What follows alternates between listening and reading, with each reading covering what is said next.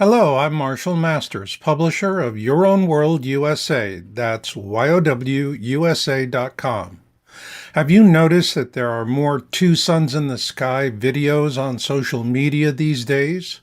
Well, many of them are truthful. And here's the kicker. Our government has been tracking all of this since 1983. You may wonder if this second sun or planet will hit Earth. No, but billions who are unprepared for what is coming will nonetheless perish. And that is the point of this program, which is not to frighten or entertain you, but to empower you because I'm a geek for God, and I'm in it for the species. I published my first Planet X article in 2002. Since then, I've become America's leading independent Planet X Nemesis image analyst. Perhaps you've heard my interviews on Coast to Coast, AM, and many other popular channels. So why am I helping you to survive what is coming? It is because the first two predictions in my book, Revelation and Planet X, published on January 4, 2024, have both come to pass. So let's take a look at that. My first prediction reads as follows. Our first prophecy for 2024 comes from the guide Carlos from Being in It for the Species, The Universe Speaks. There will be a massive volcanic eruption in the western Pacific. The ash will disrupt regional air travel and spread across the northern hemisphere with possible cooling effects. Sadly, the eruption will be ignored by many, and most will not see the event's significance. That midwinter prediction came to pass on November 21st, 2024, with the eruption of the Ahi seamount. This seamount is approximately 650 miles north of the Marianas Trench, where the planet's crust is thinnest. As predicted, the eruption received very little attention, although it occurred in the Philippine Sea region of most significant concern to me. As I predicted, the eruption warranted an aviation warning. Also, January 2025 recorded the coldest temperatures in the contiguous United States since 1988, despite being the warmest January globally. You may think this is a coincidence, but I have learned over the years that there are no coincidences. This brings us to the second late winter prediction, which is, the world will be shocked by an alien false flag invasion, after which the violent machinations of the monsters fail to create a third world war. Having lost the ability to control the narrative, the evil intentions of the monsters are transparent. Consequently, their final desperate act will be to create a new false flag narrative to regain control. It, too, will fail. Like the proverbial boy who shouts wolf, the world's people will be wise to their ways, though it will be painful. It will undoubtedly include directed energy weapons attacks. The first part of that prediction started in December 2024, and a notable sighting among many over Trump's golf course was recorded on the 8th. Then, in January 2025, this remarkable image of a UAP chased by an American warplane was disclosed. What gained more attention, however, was the second part of that prophecy, where many people believed that directed energy weapons called DEWs were used to start fires in Southern California. Of course, mainstream media fact-checkers debunked concerns over DEW attacks during the Southern California wildfires as conspiracy theories. Did Planet X start these fires? But then again, what is Planet X? Planet X is a generic synonym for other historical names, including Nibiru, Nemesis, Hercolibus, Destroyer, Frightener, Red Planet, and Doomshape. Astronomer Percival Lowell created the term Planet X in 1905.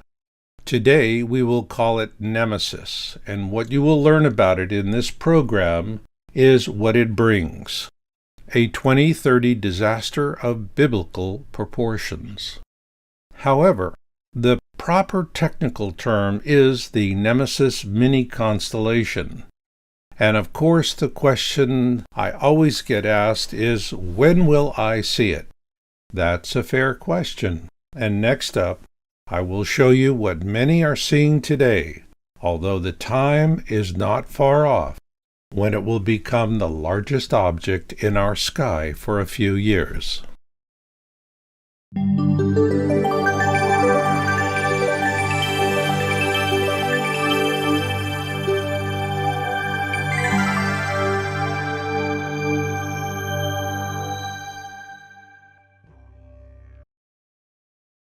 On my Telegram channel, Yowza Chat, a wonderful group of volunteers is helping me catalog a fraction of the Nemesis observation videos that are popping up everywhere on social media outlets. Here's just a sample of a few. My favorite so far is from Vitebsk, Russia, observed in February 2025. Here you see Nemesis and our Sun side by side, and note the reflections on the water. Lens flares, sundogs, and the such do not do this. I know because I have analyzed hundreds of such photos. But what are the astronomers saying? Astronomers deny the existence of Nemesis and call it a conspiracy theory. What I like about this image is that it was captured from an observatory in Hawaii in February 2025. Note where the telescopes are pointed. Are they looking away from it because they think it is a lens flare or a conspiracy theory?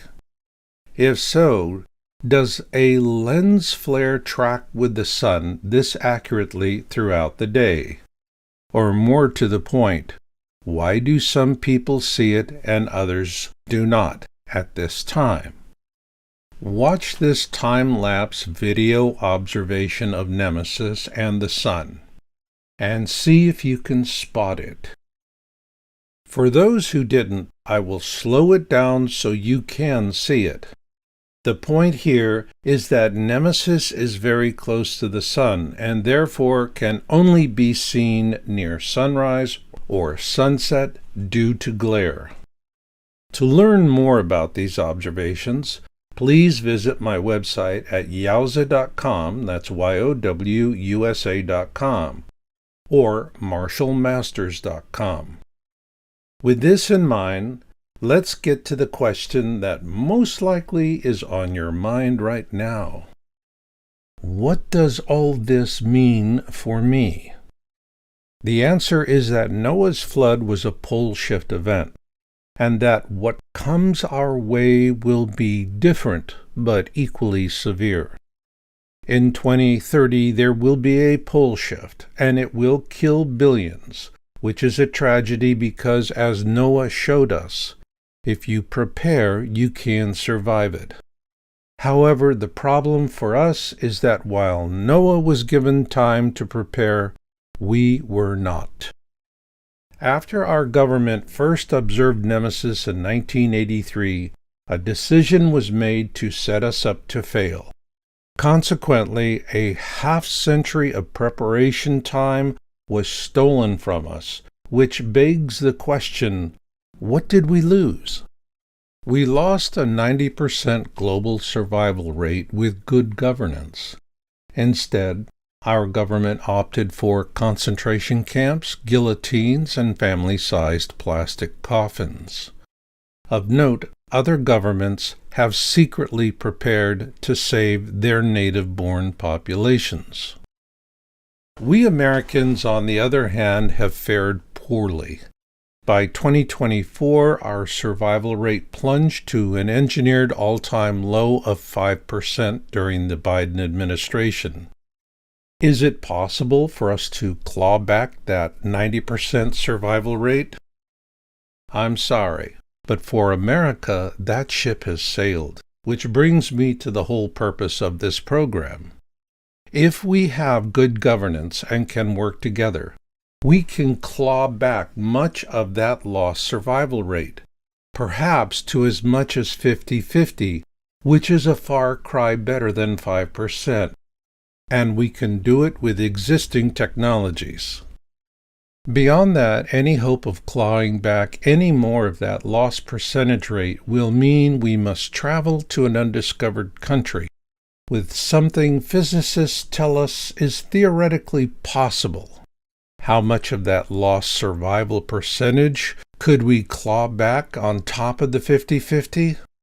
The sky is literally the limit, and I will also share that with you. And now, a quick look ahead. The first half of this program focuses on history and the threats, so that you can know what is at hand. You'll learn how we've been set up to fail in the Southern Skies history. Then, in the danger zone, we'll look at the immediate concerns for our near future. Beyond that will be the Nemesis pole shift, with the worst of what will come.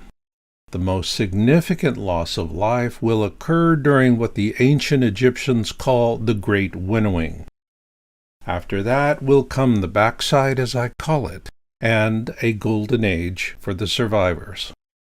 Then I'll share our present leaders' efforts to begin the disclosure process in Northern Skies Disclosures.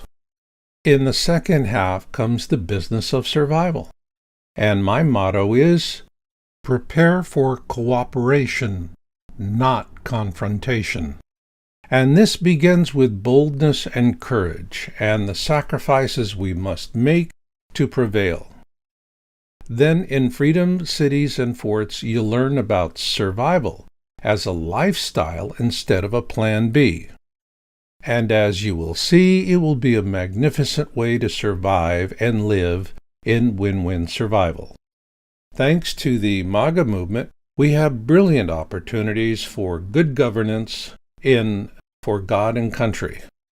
I will offer specific suggestions to our leaders. Of course, some will say I'm trying to sell books. So stipulated. But what will I do with that windfall? It will be for the betterment of all, and I call it Mars Beta. And finally, we'll end on a magnificent high note of hope with the life-saving possibilities of an intention vortex.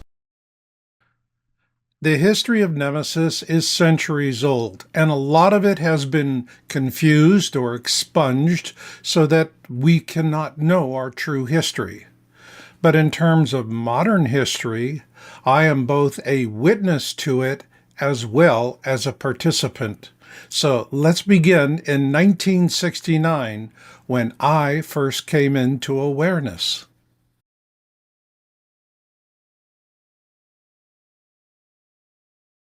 The history of Planet X began after William Herschel discovered Uranus in 1781, which led to the discovery of Neptune in 1986. After that, Planet X was known as Neptune's perturber until 1905, when it was named Planet X. It remained so until 1940, when astronomer Carlos Muñoz Ferrada discovered Planet X with math and named it Hercules, a large rocky planet in orbit around what he called a black sun. In 1975, astronomer Jill Tarter coined the term brown dwarf to describe Ferrada's black sun. Her work inspired the 1997 film Contact, starring Jodie Foster. While the term Nemesis was said to have been coined in 1984, to describe our existence in a binary star system, the actual truth was buried because Nemesis theory was first coined in 1969. I know this because I was a witness to history. 1969 was a fantastic year for me. It began with the first flight of the Boeing 747, known as the Queen of the Skies, which happened on February 9, 1969. Later that year, on July 20, 1969, came the Apollo 11 moon landing. And yes, some say that it was a hoax to drive the Soviets into a costly space program. However, in 2021, an Indian National Space and Aeronautics Agency spacecraft imaged the Apollo 11 and Apollo 12 lunar modules. But back to 1969. With all that was going on back then, something called Nemesis theory excited my high school science teacher more than anything else. It presented the possibility that we live in a binary star system, and he enthusiastically talked about it, leaving me with indelible memories. In 1969, Nemesis was an idea, but now we know it to be a brown dwarf star, a companion to Sol, approximately 7 times the size of Jupiter. By some accounts, our government took notice and resolved to search for the possibility of its existence. In 1972, they launched Pioneer 10 to explore the northern skies far beyond Neptune's orbit, and found nothing. But why build one when you can build 2 for twice the price? In 1973, they launched Pioneer 11 to explore the southern skies and hit pay dirt. Using Doppler shift analysis, NASA found evidence of Nemesis, and with that, the game was afoot. 10 years later, in January 1983, NASA launched the IRAS Space Observatory, and the mainstream media was agog. Who could have imagined the New York Times publishing an article titled, "Clues Get Warm in the Search for Planet X"? Think of it. The whole field of Planet X research was started as a mainstream media conspiracy theory. Who knew? NASA did.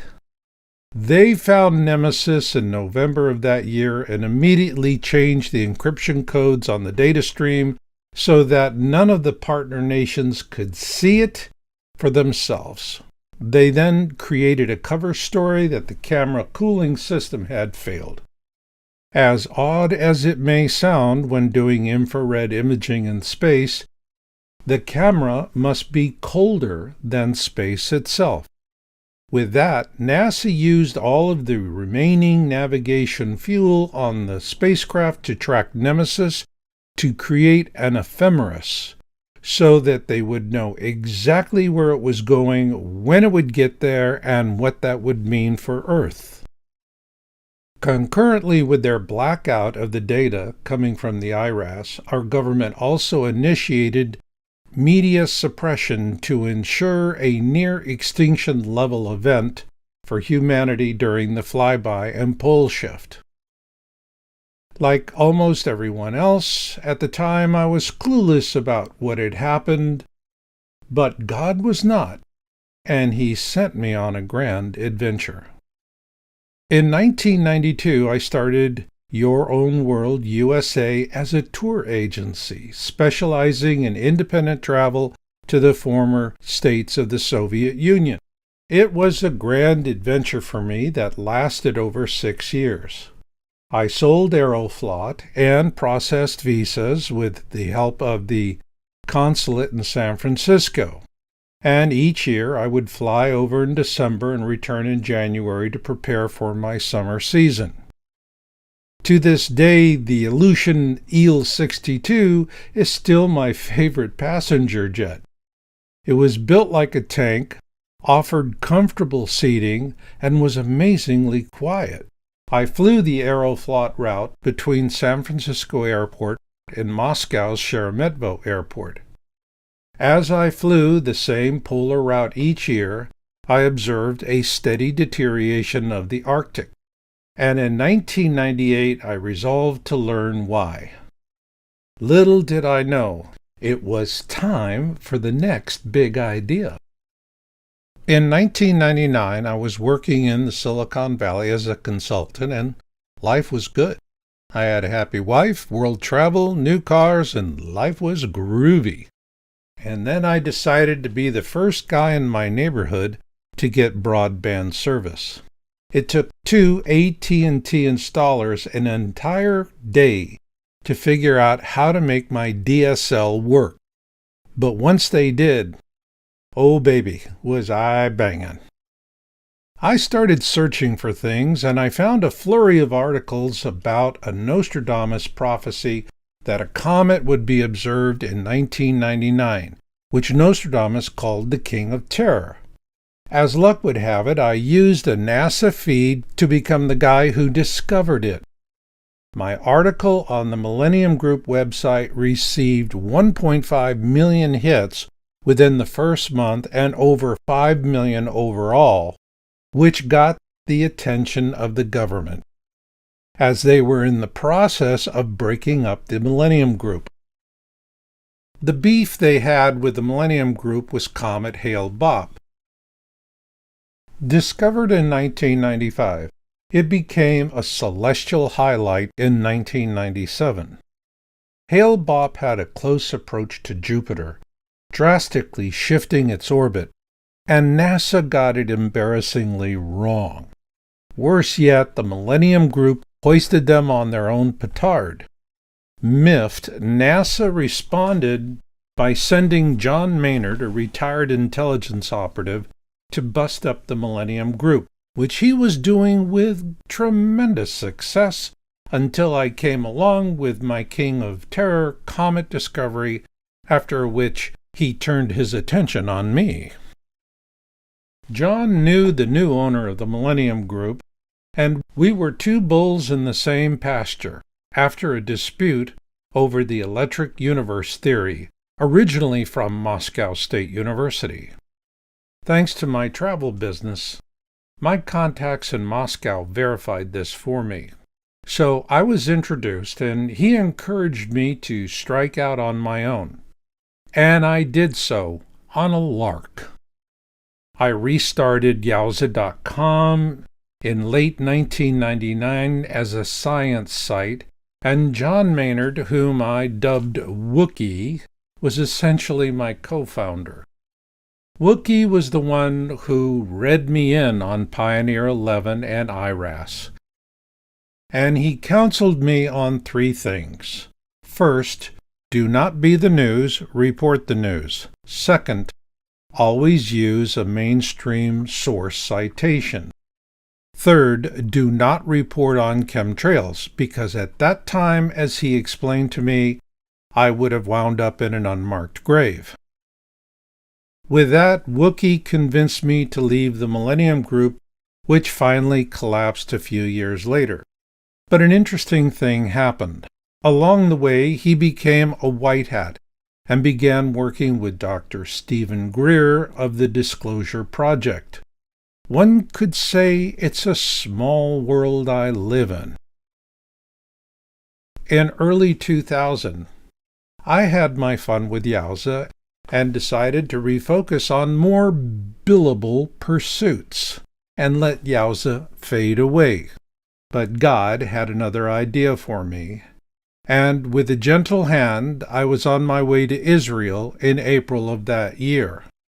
On the flight to Frankfurt, I was settling in for the long haul, and God began speaking to me.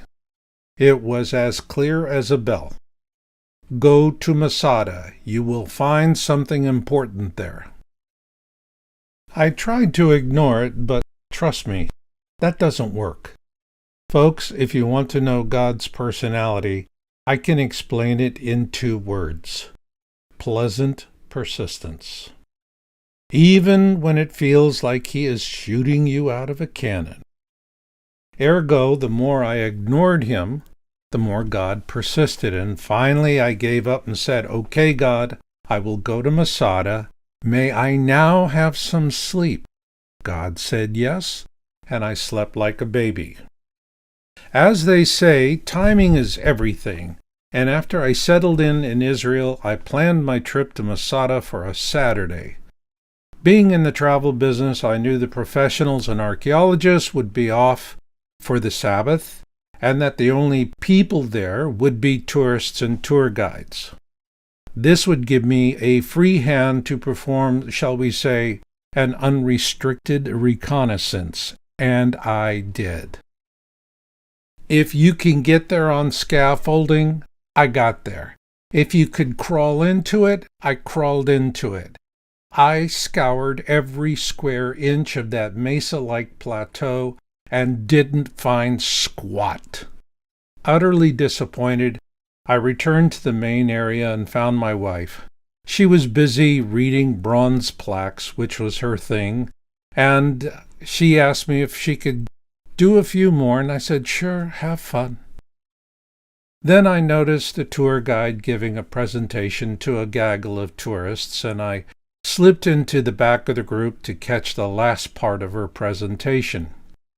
She was calm about it and let me stay in. After dismissing the group, she went over to the wall overlooking Hadrian's ramp, and I meandered slowly to where I could stand next to her. As we stood there overlooking the ramp and taking in the view, I learned that she was working on her PhD in archaeology and did tours for side money. Then I mustered up the nerve to ask her, "Tell me, as one Jew to another, what did we learn here? That it's good to die for your beliefs?" With that, she smiled wryly, turned to me and said, "What we learned here is that you have to have a plan B." With that, the presence of God filled me like a lightning bolt. It was so powerful I thought I would levitate and fly off like Mary Poppins. Then I knew I had found what God had sent me to Masada to learn. Simply stated, my mission is to find a plan B for humanity. After that, there was no going back, and I could not let Yowza fade away as I had planned. But there was more than that. That revelation to me of my mission at Masada not only changed the course of my life, it changed me as well. That day, God gave me my mission and awakened me to my own psychic abilities. Not all at once, because heaven works on a need-to-know basis. When you need to know, you'll know. And when you need to take your abilities to the next level, you do so one small step at a time. The first steps are intuition and attraction. Then comes telepathy and empathy. Since then, it's been a long journey with many steps. Today, I often talk with God and various ascended masters and guides who help me balance science with purpose when writing my books, and yes, even as I produced this program. However, the first thing that led me was attraction, which drew people possessing knowledge vital to my mission, and the intuition to sense it and to have faith in myself and the mission. My first step occurred in 2001. My initial focus with Yowza was only on space threats and Earth changes. PAX TV, a Christian network now rebranded as Ion Television, reached out to me in 2001 to appear in an asteroid threat program they were doing. I accepted, and they sent a crew to film me. It was an outstanding show, and I was featured alongside Dr. Brian G. Marsden, the director of the Minor Planet Center at the Smithsonian. Through this connection, I would eventually publish my first Planet X article in January 2002. However, getting there was somewhat convoluted. After the first program aired, PAX TV asked me to give a second interview on the Deccan Traps volcanism dinosaur extinction theory of Dewey McLean as an alternate theory to the Chicxulub impact theory. I was intrigued and told them I would need some help, so they connected me with Dr. Marsden, who was likewise intrigued, and we began working on it together. It was a rather excellent presentation, and they enthusiastically filmed me. But when the program aired, the producer spliced my interview into a franken-biting pack of lies to make it appear that I support the notion that dinosaurs and human beings live together. Oh my God. It was scientific heresy, and I was so embarrassed. So was Dr. Marsden, and he never answered my calls after that ever again. And so, in frustration, I published my first Planet X article simply because I had been ruthlessly lied to and used by a Christian TV network. This is what really got me into Planet X, and to this day I still feel like I walked backwards into a raging controversy. After publishing my first article, we began getting a lot of traffic and emails from frightened people. Nancy Leader of the Zeta Talk website predicted that Planet X would make its closest approach to Earth on May 27, 2003, causing a global cataclysm in June of that year. She had been reporting on Planet X since 1995 and had a large following. These people were terrified and unprepared for what came next, and it wasn't Planet X. It was a fearmonger named Mark Hazelwood who published a book titled Blindsided, which created quite a panic. Hazelwood openly admitted he was not an original researcher. Instead, he used Nancy's work to write his book, and as she later explained it to me in a phone call, her lawyer sent him a cease and desist letter which he ignored. Not having the funds to pursue the matter, Nancy could do nothing to stop him. The pleas of terrified people seeking more information propelled me to write my article, Planet X Flyby in 2003, Zeta Hysteria versus Zeta Fact, in February of that year. It was helpful for many, but it did not stop the panic, and now other sites were getting involved. Notably was the Enterprise mission site of Richard Hoagland, who became famous in the 90s for discovering the Cydonia face on Mars. Hoagland's reporting on Planet X was excellent, and then one day it all mysteriously disappeared exactly as Wookiee told me it would. Nonetheless, the emails continued pouring in, further drawing Zecharia Sitchin, author of The 12th Planet, into this miserable fray. Yowza.com co-founder Steve Russell is a big fan of his work and was concerned that he would be falsely blamed for this scandal, and his concerns were warranted. In October 2001, Sitchin published The Lost Book of Enki, an autobiography of Lord Enki of the Anunnaki that he translated from the ancient Sumerian texts. On a personal note, I think all of Sitchin's books are fabulous, but if you are going to read just one, The Lost Book of Enki is the one. I have read it several times, and I love it. As the story goes, Enki created humanity by combining early human and Anunnaki genes to produce slaves to mine gold. You could say it's why we get gold fever. Ergo, the book was about humanity's missing link and was being attacked for it, and Steve responded. In May of that year, Steve took the scandal on with our article, Planet X Nibiru Zeta Talk and Mission Enterprise. For me, this was becoming a total distraction. It was like a 1950s science fiction horror film, and this Zeta Blob debacle was consuming everything in its path, and just as I was ready to walk away from it, once again, God had something else in mind for me. At 7 a.m. on a fine Sunday morning, the phone rang. I rubbed my eyes, reached over to the nightstand, and picked up the phone, and what I heard was, "Hello, this is Zachariah Sitchin from New York. Is this Marshall Masters?" I jumped up and said, "Mr. Sitchin, this is a tremendous honor." At that moment, I learned that there are no coincidences with Planet X. Sitchin had obtained my telephone number from a mutual friend, and he explained his concerns that he was being maligned for this situation. So I offered to publish an article with Steve in support of his position. Our efforts resulted in an article we published in June of that year titled, "Will Planet X Nibiru Return in 2003?"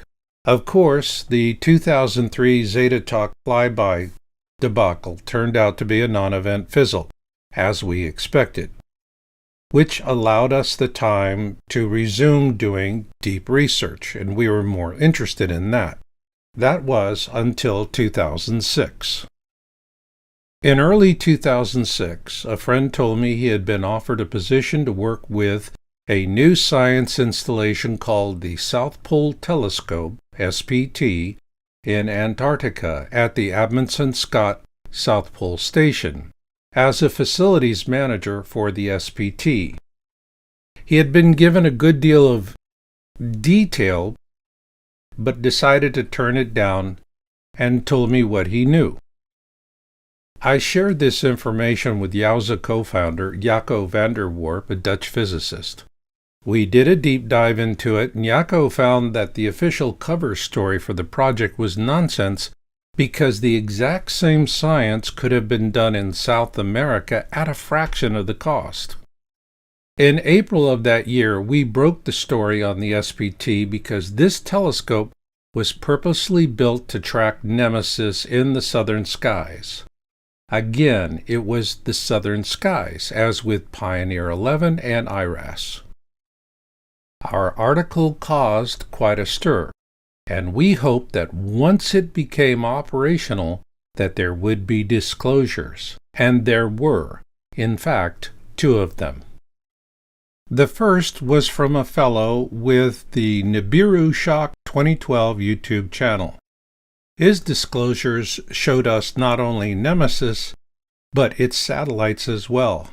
I direct messaged this fellow and confirmed his disclosure as coming from the SPT.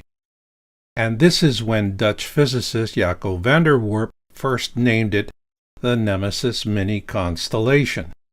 Unfortunately, the Nibiru Shock 2012 channel was subsequently pirated by disinformation operatives working out of the Crown in London, England. And they were so clumsy and amateurish that everyone could see through their deception. Then in May of that year, YouTube channel DNIR 4808N made the second disclosure. The channel operator stated that a friend who worked at the station had shared this image with him. We were lucky to download the disclosure, which was taken down by the FBI hours later. The channel was closed with an official federal government seal and notice.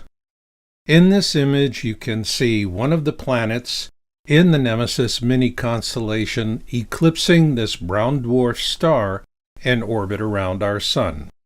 A few months later, in September 2008, Bob Dean gave us the bad news in an interview with Karen Cassidy of the Camelot Project and her brilliant co-star Bill Ryan. According to Bob, when Nemesis crosses the ecliptic as it plunges downward into the southern skies, Nemesis and Earth will both be in opposition, in other words, on the same side of the Sun, which is a classic Noah's flood worst-case scenario. In 2010, I had the pleasure of talking with Bob Dean. He and John Maynard, or Wookie as we like to call him, did not know each other, but came from similar military and intelligence backgrounds. He confirmed the details Wookie had read me in on back in 1999. Bob was a wonderful man, and his love for humanity inspired me. He is truly missed, and I wish I could have gotten to know him better. However, as I always say, people come and people go, but the mission endures. In 2012, we turned our attention to an unsung hero, Dr. Robert S. Harrington of the U.S. Naval Observatory in Washington, D.C. We found a paper he published about Planet X in the Astronomical Journal in 1988. He also built a special-purpose telescope to conduct a sky survey in the southern skies, and sent it to the Black Birch Observatory in New Zealand in 1991. He stated that Planet X would likely be found in the region of Scorpius, and this got our attention. You may wonder, why is this? Dr. Harrington said the most remarkable feature predicted for Planet X is that its orbit is tilted 30 degrees from the ecliptic. This statement will play a pivotal role in the coming year, and we'll discuss that later. The bottom line is that he was looking in the southern skies for an object with a tilted orbit, which took us back to 1973 and Pioneer 11, because Scorpius is a zodiac constellation located in the southern skies near the center of the Milky Way. Unfortunately, he would never know the results of his sky survey conducted in New Zealand, because after the films were sent to Washington, they were intercepted by NASA and buried. Then Harrington, who was in the prime of his life, died on January 23, 1993, from a rapid-onset cancer known to be used by intelligence agencies for targeted assassinations. Why? Were the New Zealand Sky Survey films confiscated by NASA the reason for his assassination? Not entirely. With situations like this, people are typically fired or defunded, as a rule. So why did the government assassinate him? Here is why. In 1990, Zecharia Sitchin interviewed Harrington for a documentary titled Are We Alone in the Universe?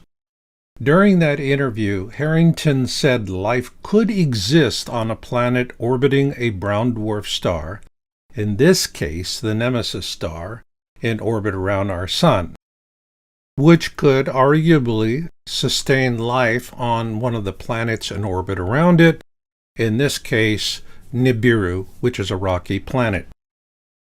So now it all adds up. His fate was sealed thanks to his comments in this documentary with Sitchin and the Southern Skies survey he had conducted in New Zealand.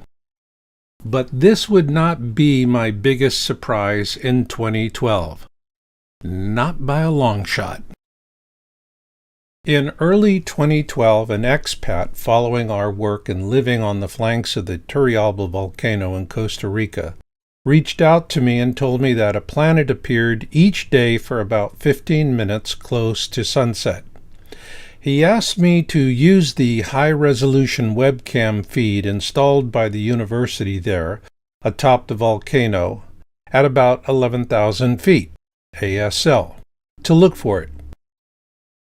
At the time, I was busy with numerous media interviews and honestly was not giving it my best effort, and I did not observe it.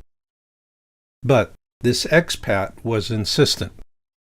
So on December 26, 2012, the day after Christmas, everything was quiet, and I settled down with a leftover turkey cranberry sauce sandwich and monitored the feed. After I was about halfway through my sandwich, I suddenly lost my appetite because there it was. I saw this planet pop up before my eyes in real time, just as the expat told me it would. And it likewise appeared there for about 15 minutes, and then it faded away. And this is precisely what happened. I was not sure at the time what I was observing, so I named it Bluebonnet, as the color of this planet reminded me of the wonderful bluebonnet flowers in Texas that I am so fond of. I then assembled a team of 7 volunteers to help me make daily observations. On January 2, 2013, we had a Skype conference watch party, and it was memorable. How when Bluebonnet appeared, we all simultaneously went, "Wow!" My team then made numerous observations, and we captured large amounts of observation data and came to understand that we were looking at the planet Nibiru that Harrington and Sitchin spoke of. We continued making these observations until mid-March. Why did we stop?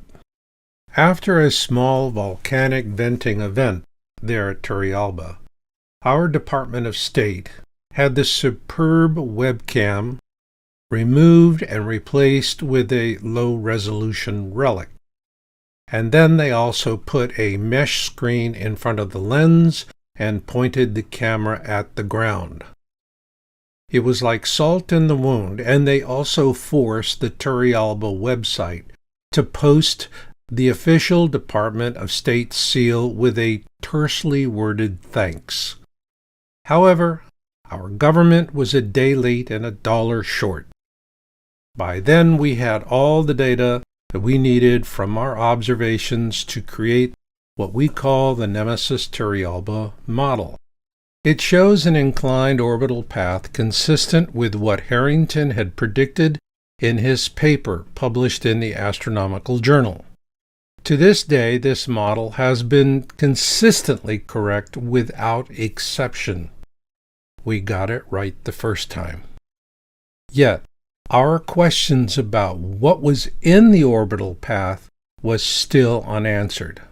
But as the old saying goes, every good clue leads to another, and that came unexpectedly. During a 2013 interview with George Noory of Coast to Coast AM, I spoke at length about what we were finding at Turrialba, after which George went to open lines, and one of the callers asked me a question that would turn out to be the key to the kingdom. He asked, "Marshall, do you think Planet X is in a matching orbit with Earth?" At that time, I responded that I didn't know the answer to that question, but that I would look into it. And with that, the game was afoot. But I had no idea where to start. This brings me back to our Nemesis Turrialba model, which we developed in 2013. Save for Nibiru, it was notably absent of any other objects, and here I hit a brick wall. How could we describe the Nemesis mini-constellation, as it was named by Dutch physicist Jaco van der Warp in 2008, based on the SPT disclosures of Nibiru Shock 2012? I knew our observations and science had taken us as far as we could go at that point. So, on a hunch, I looked to see how others dealt with such predicaments. That was when I found a fascinating article about how some Nobel Prize-winning scientists, such as Marie and Pierre Curie, attended seances presided over by the Italian medium Isupa Palladino and others. They were not the only Nobel laureates to do so, and I figured if they could do it, so could I. And as usual, God knew I would arrive at this point long before I ever did. In 2008, I videographed and produced a video series named 2012 Wisdom of the Elohim, with the help of an incredibly talented psychic and radio host, Rebecca Jarnigan.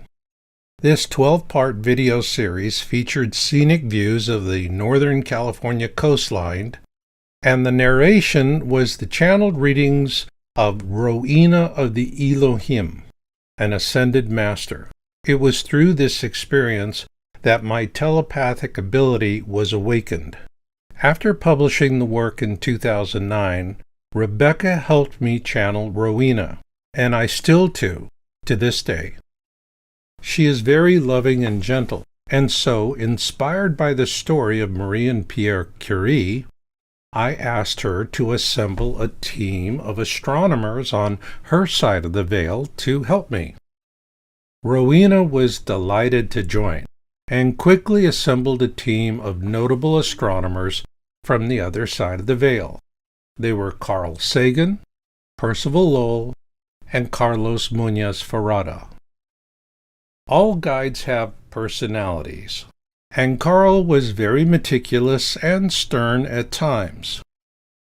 Percival's remarks were more relaxed and pithier, and Carlos was the most patient.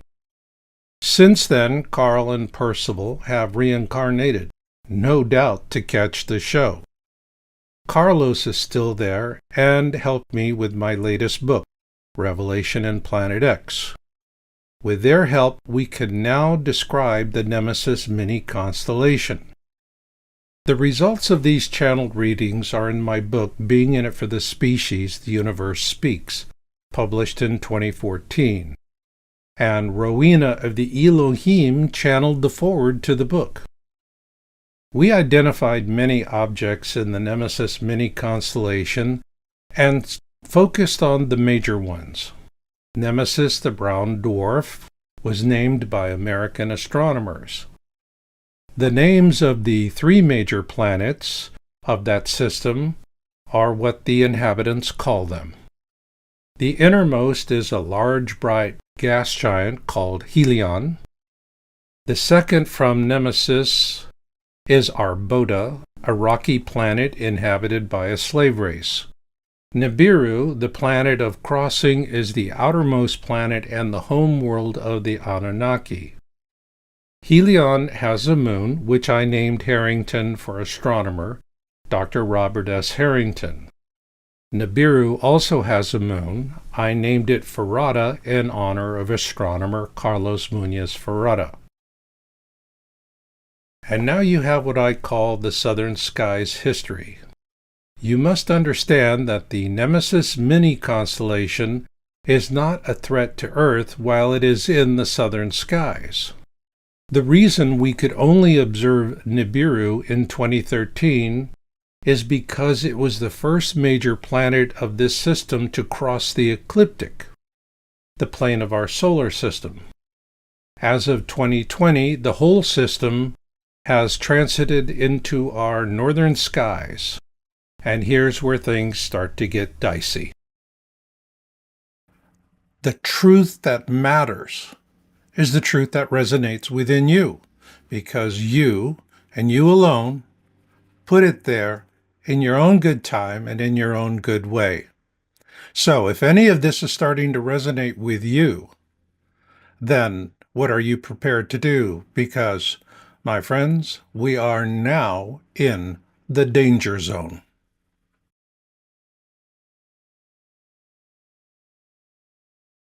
On November 22, 2024, we announced a significant event in our article Signs 94. The Battle of the Two Suns has begun. Thanks to the diligent efforts of Yowza researcher J.P. Jones, we determined that Nemesis had reached its point of perihelion, which is as close to our Sun as it ever can be. Nemesis is now in its aphelion leg, and is plunging downward into our southern skies. As we said at the beginning of this program, it will not hit us, nor will any of its planets, moons, or other satellites. Instead, we will watch it pass over our heads as it arcs downward between the orbits of Mars and Jupiter. Initially, it may appear beautiful because it will be sunlit by our sun, but beauty shall bring the beast. Consequently, Earth is now in the Nemesis danger zone. During this aphelion leg of its orbit, we will see a growing uptick in the electrical interactions between our two suns, resulting in solar flares, sprites, and other phenomena. However, of equal concern is that Nemesis drags objects and dust behind it, as it likewise pushes them before it, which is of most concern to us now. In our article Signs number 15, The Nemesis Cloud, published in June 2017, we discovered that Nemesis has a cloud. We call it the Nemesis Cloud. Furthermore, Yowza researcher J.P. Jones used the data we have been accumulating to determine that Nemesis has rings, which are not uncommon. Over the years, we have observed that the Nemesis Cloud has rings similar to Saturn's. Our data revealed one ring after another, each separated by gaps, much like what we see with Saturn's rings. In January 2025, we announced the discovery of the fourth ring in our article Signs 96. The fourth ring of the Nemesis Cloud has been discovered. Our data is sourced from the American Meteor Society, AMS. Unlike government-operated websites that are often manipulated, AMS is a highly reliable independent source because it is a scientific society with limited funding and largely depends on volunteer services. The AMS observes, monitors, and collects information, plots, and reports on meteors, meteoric fireballs, meteoric trains, and related meteoric phenomena. You can find them at amsmeteors.org. Whenever you observe a fireball, please report it on their site. AMS has several classifications for meteors. We use those related to fireballs. The data set we use to track the rings of the Nemesis Cloud is the Huge Event Fireballs dataset. Here you can see how we use it to identify the rings and gaps between them. The critical thing to remember is that the rings are patchy. We use our Telegram channel, Yowza Chat, to gather the Nemesis mini-constellation observations people report through social media worldwide.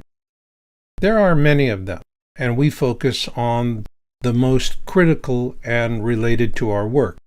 As you can see in the center panels, there appear to be cloud-like formations.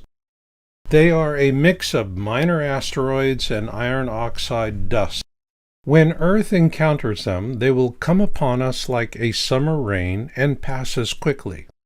In the days ahead, this will intensify, and the hail and fire mingled with blood prophecy given in Revelation 8:7 will begin and then continue for years. Has this already started? A recent article in the ISP Review website, used by Internet professionals, declared roughly 4 to 5 Starlink LEO broadband satellites are now burning up per day. LEO stands for Low Earth Orbit. The article notes that before May 2024, the average was closer to 1 a day. Could this be an early sign of what is to come? It's hard to say, but the possibility does raise concerns. Nonetheless, Starlink will survive the flyby and pole shift because even though gaps will occur in their coverage, new satellites will be launched to fill them. However, terrestrial internet will not because most of it relies on fiber optic subsea cables, which will not fare well due to seismic activity and impact events, especially during the pole shift. Consequently, much of the terrestrial internet we use today will fail catastrophically in the future. During Earth's transit through the Nemesis danger zone, we will encounter CMEs and flares. A CME is a coronal mass ejection, and the ones we must worry about will be Earth-directed. We'll also see brighter sunlight, solar sprites, cosmic lightning, meteorite showers, and iron oxide dust that will come upon us as suddenly as a summer rain and pass as mysteriously. Likewise, we see massive eruptions on land and sea worldwide that will result in tsunamis that will scour our coastlines like hydraulic sandpaper. We must also expect powerful earthquakes that will tear the land. Assuming you prepare smartly, your chances of surviving what lies ahead in the danger zone will be better than most, but so far, it's only the overture. The pole shift comes at the end of the danger zone, and it's going to be the biggest dieback event in the history of our species. It's why I always say destiny comes to those who listen and fate finds the rest. Because those who are in denial, fate will determine their outcome, and it will not be kind. But for those who do listen and accept the wisdom, is it worth surviving this? Oh, yes. Oh, yes.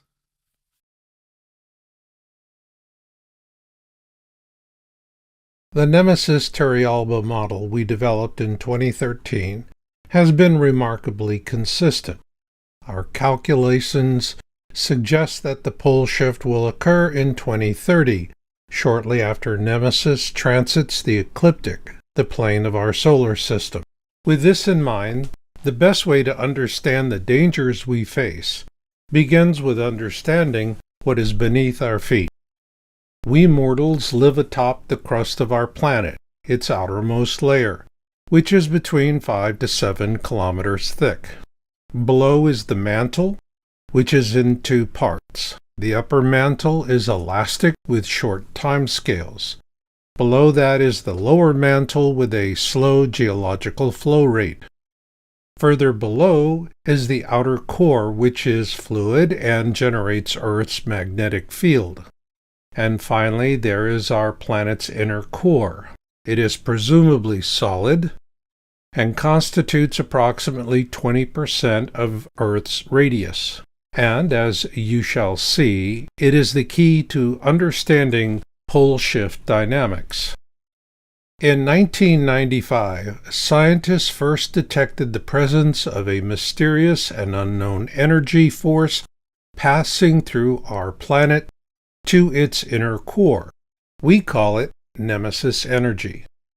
While it is not harmful to life, it definitely caused the inner core of our planet to begin heating, and this remains so to this day. The result is an ongoing heating of Earth's inner core, creating plumes that rise through the outer core and mantle up to the crust. Much of the recent increase in volcanism results from this. But is there any way to corroborate this?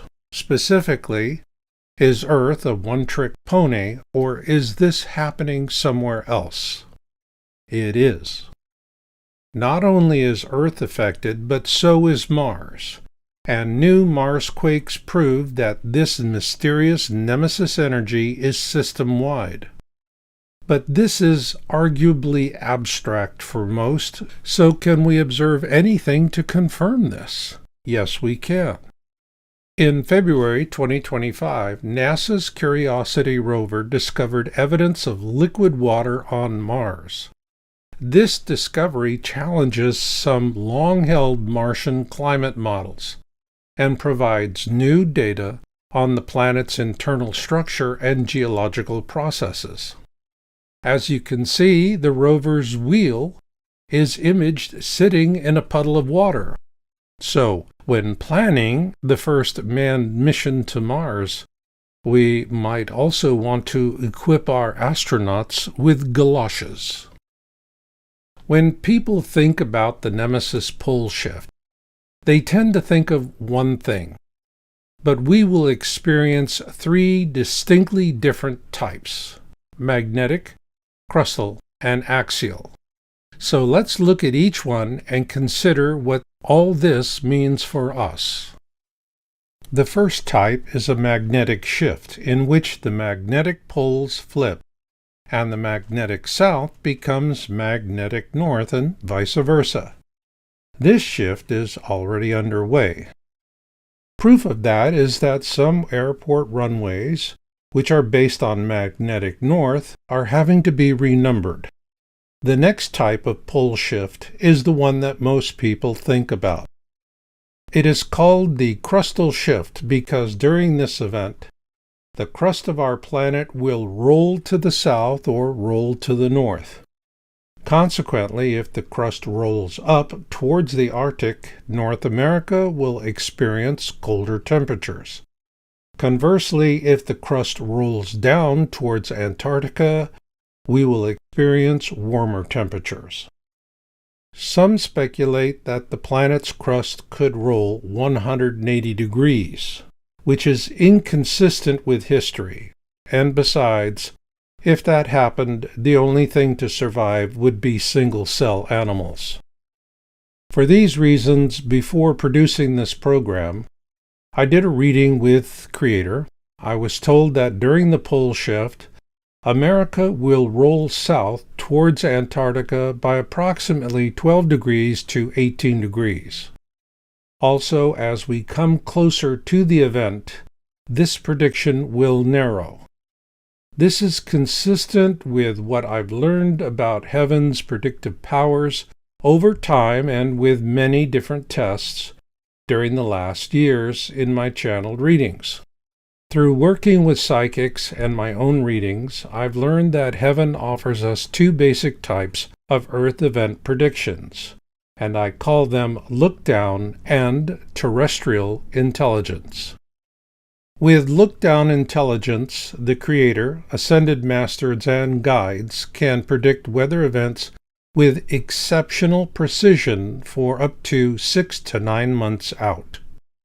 After that, the predictions become less consistent the further out they become. With terrestrial intelligence, my testing over time has shown me that their geological predictions, such as earthquakes and eruptions, are less precise regarding time and magnitude. These future events are more challenging to determine because, after all, what is geology? Time and pressure. On a geological scale, our perception of time is somewhere between tick and tock, and regardless of our impatience or criticism, Mother Nature moves at her own pace. Hence, I've found that heaven often relies on what can be observed, such as seismic wave propagation, land shifts, etc. However, the Creator does tend to be more precise than the ascended masters and guides, which is consistent with the phrase, "No man knows the time," from Matthew 24:36. Consequently, Edgar Cayce's pole shift prediction is a good example of how difficult terrestrial intelligence predictions can be. Edgar Cayce was an American clairvoyant known as the Sleeping Prophet and America's greatest mystic. I dedicated my book Crossing the Cusp, Surviving the Edgar Cayce Pole Shift to him. Cayce made his pole shift predictions primarily in the 1930s and 1940s, and foresaw the actual and noticeable shifting from 2000 to 2001. Cayce predicted a crustal shift of 16 degrees to 20 degrees, but did not specify the roll direction. After his prediction for 2000 failed, his pole shift prediction lost favor, which I believe was naively impatient and unfair. However, one prediction Cayce made should be regarded as a notable harbinger event. Cayce predicted that when Mount Etna in Italy and Mount Pelée in Martinique erupt, The west coast of America will have approximately 90 days to evacuate before massive flooding.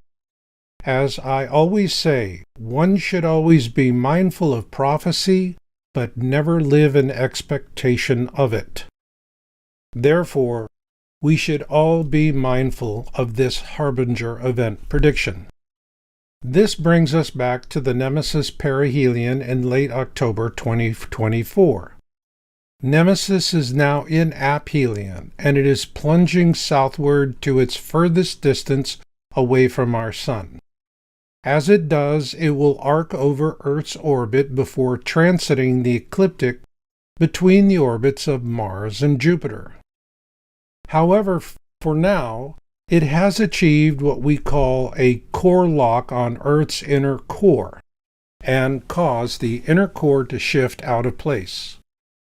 But is there any way to know this? Yes. In February 2025, headlines worldwide proclaimed that our inner core has changed and is shape-shifting, as scientists put it.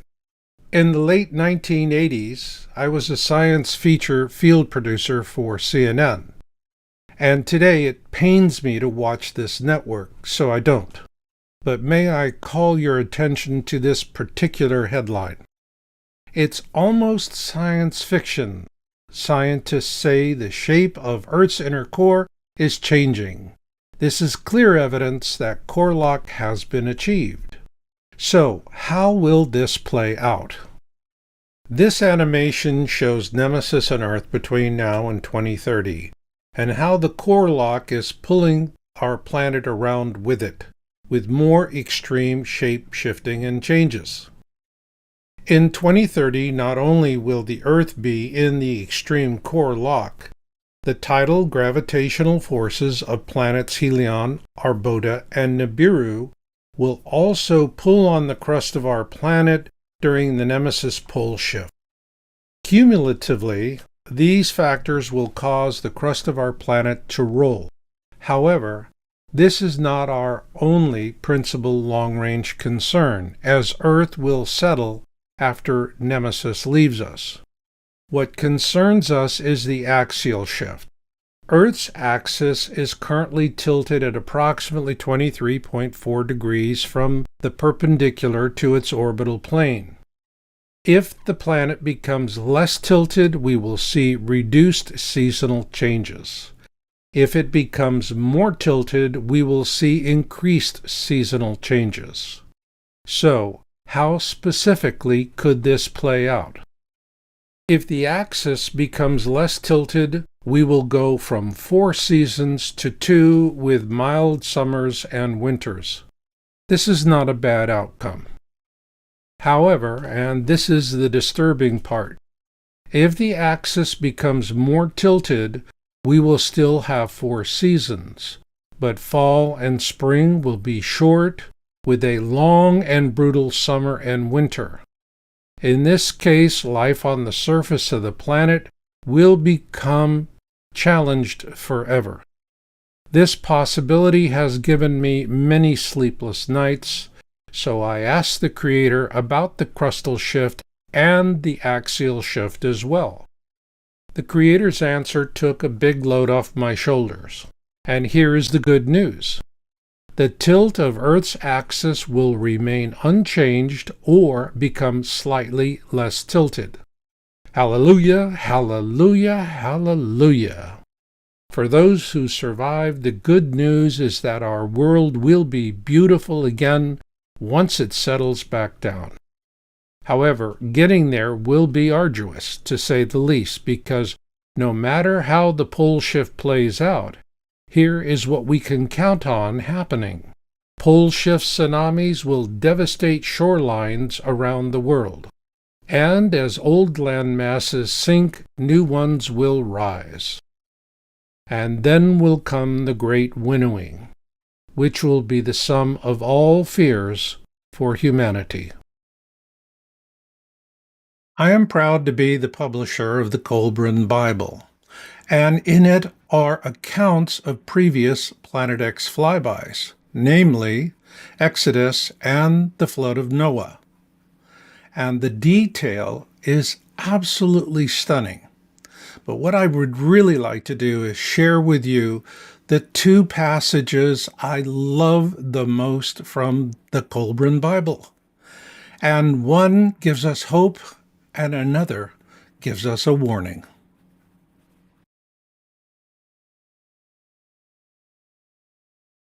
In manuscripts 310 we read, "In those days men will have the great book before them. Wisdom will be revealed, the few will be gathered for the stand. It is the hour of trial. The dauntless ones will survive, the stout-hearted will not go down to destruction." In my darkest hours, this passage, "the stout-hearted will not go down to destruction," has always given me the strength to carry on. Then, in manuscripts 311, we read, "Great God of all ages, alike to all, who sets the trials of man, be merciful to our children in the days of doom.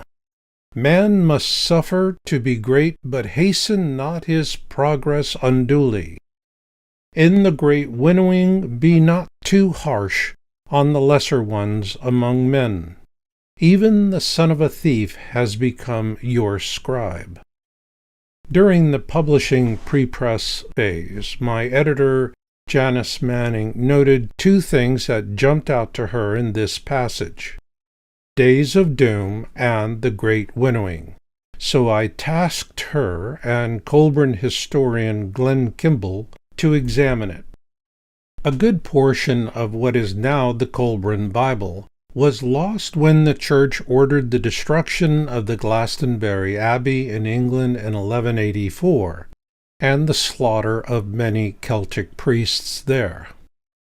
This is because the ancient Celts loved Jesus as a great teacher, and refused to accept the concept of the Holy Trinity. However, Janice and Glenn found the Great Winnowing described in other ancient wisdom texts. Winnowing, in ancient times, involved throwing harvested grain into the air so the wind would blow away the lighter chaff, allowing the heavier grains to fall back down for collection. In those times, it was used as a metaphor to describe a significant process of separation, purification, judgment, or separation between good and evil. The metaphor is also seen in other ancient texts, such as in the Bible passage of Matthew 3:12, where Jesus is described as using a winnowing fork to separate the wheat from the chaff. During the pole shift, we shall understand its scientific reasoning, and here is why. Earth's gravitational fields will be in flux during the pole shift. This will not last for a few hours, but rather days, and will be terrifying in ways we cannot fully imagine. The reason is that the forces people experience during the Great Winnowing will amplify their emotional state tenfold. If you are in a state of love, it will be amplified tenfold. Likewise, fear will also be amplified tenfold. If you are in a state of fear, what will the winnowing outcome of this be? Those in an emotional state of fear during the Great Winnowing will die. Like old incandescent light bulbs, they will flicker and fail. In other words, their hearts will stop and they will literally die of fright. I am told in my readings that 1 in 3 who live long enough to experience the pole shift will go no further. However, those in an emotional state of love during the Great Winnowing will survive and be miraculously transformed by the experience.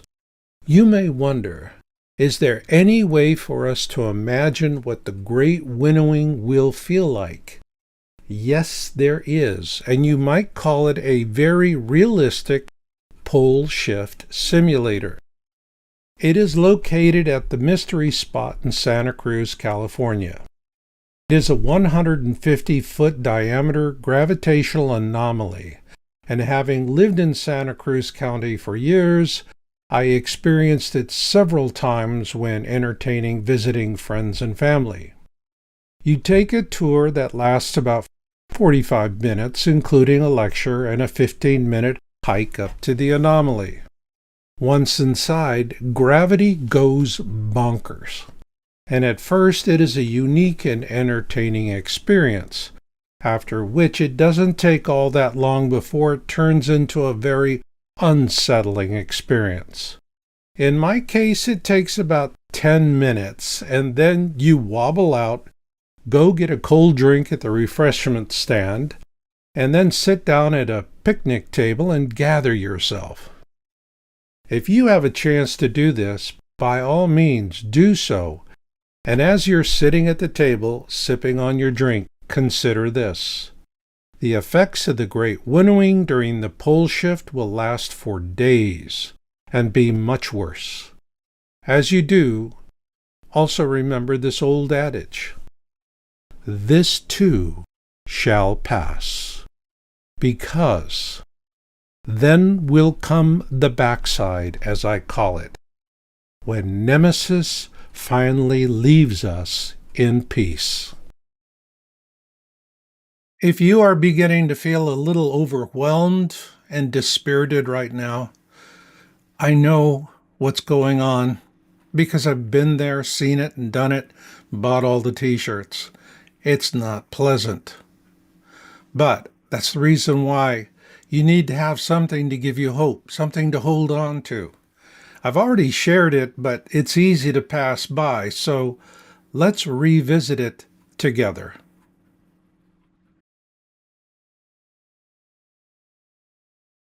What I love about the Book of Manuscripts in the Colburn Bible is that Nemesis flyby survivors penned it after the last flyby of Exodus. Here are the words indelibly etched into my memory so many years ago. And they have sustained me. The stout-hearted will not go down to destruction. Stout-hearted means brave and determined, showing no fear in temperament. It describes someone who is courageous and resolute in the face of challenges. Let the stout-hearted will not go down to destruction be your Nemesis survival mantra. And repeat it time after time, for it will always lift your spirits as it has mine through the power of positive thinking. To survive the Great Winnowing, you must remember 5 positive thinking words: faith, vision, harmony, hope, and purpose. They are all rooted in love, which will save you and those you care about. So, let's begin with faith. Faith. If you want to walk out of this disaster alive, you must walk through it with God. Vision. On the backside, the earth will heal, and we will see blue skies, lie down upon green grasses, and taste sweet waters once again. Believe it. See it in your mind, and let no doubters challenge your resolve. It is why I always sign my books and say, I'll catch you on the backside. CYB.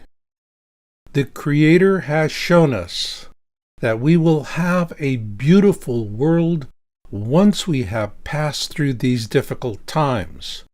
So hold fast to a vision of beauty, and you shall live to see it, and prosper and thrive. Harmony. For those who survive, harmony will replace acquisition as the driving force in our lives. Harmony within ourselves and with all that is about us. It will inspire us to heal our divides and guide us into an enlightened age. Hope. Hope for the future is powerful. People have traveled great distances and soldiered through terrible adversity so their children could have a better life. When your children are afraid, speak to them of hope for the future, and know this: it will not be the words that calm their fears, but your countenance. Purpose. If you do not have a dream, how can you make a dream come true? You must see far into the future for a time when our descendants go to the stars, and they shall number in the hundreds of billions, and other benign races will all know that where humans go, green grows. Believe it, live it, and hold fast to this vision, because the next flyby of Nemesis will end all life on Earth, and we will know it. The things I have shared with you so far were denied to you by the globalists who seek to cull our species and enslave the survivors. But nothing ever goes according to plan, because God's plan trumps it all.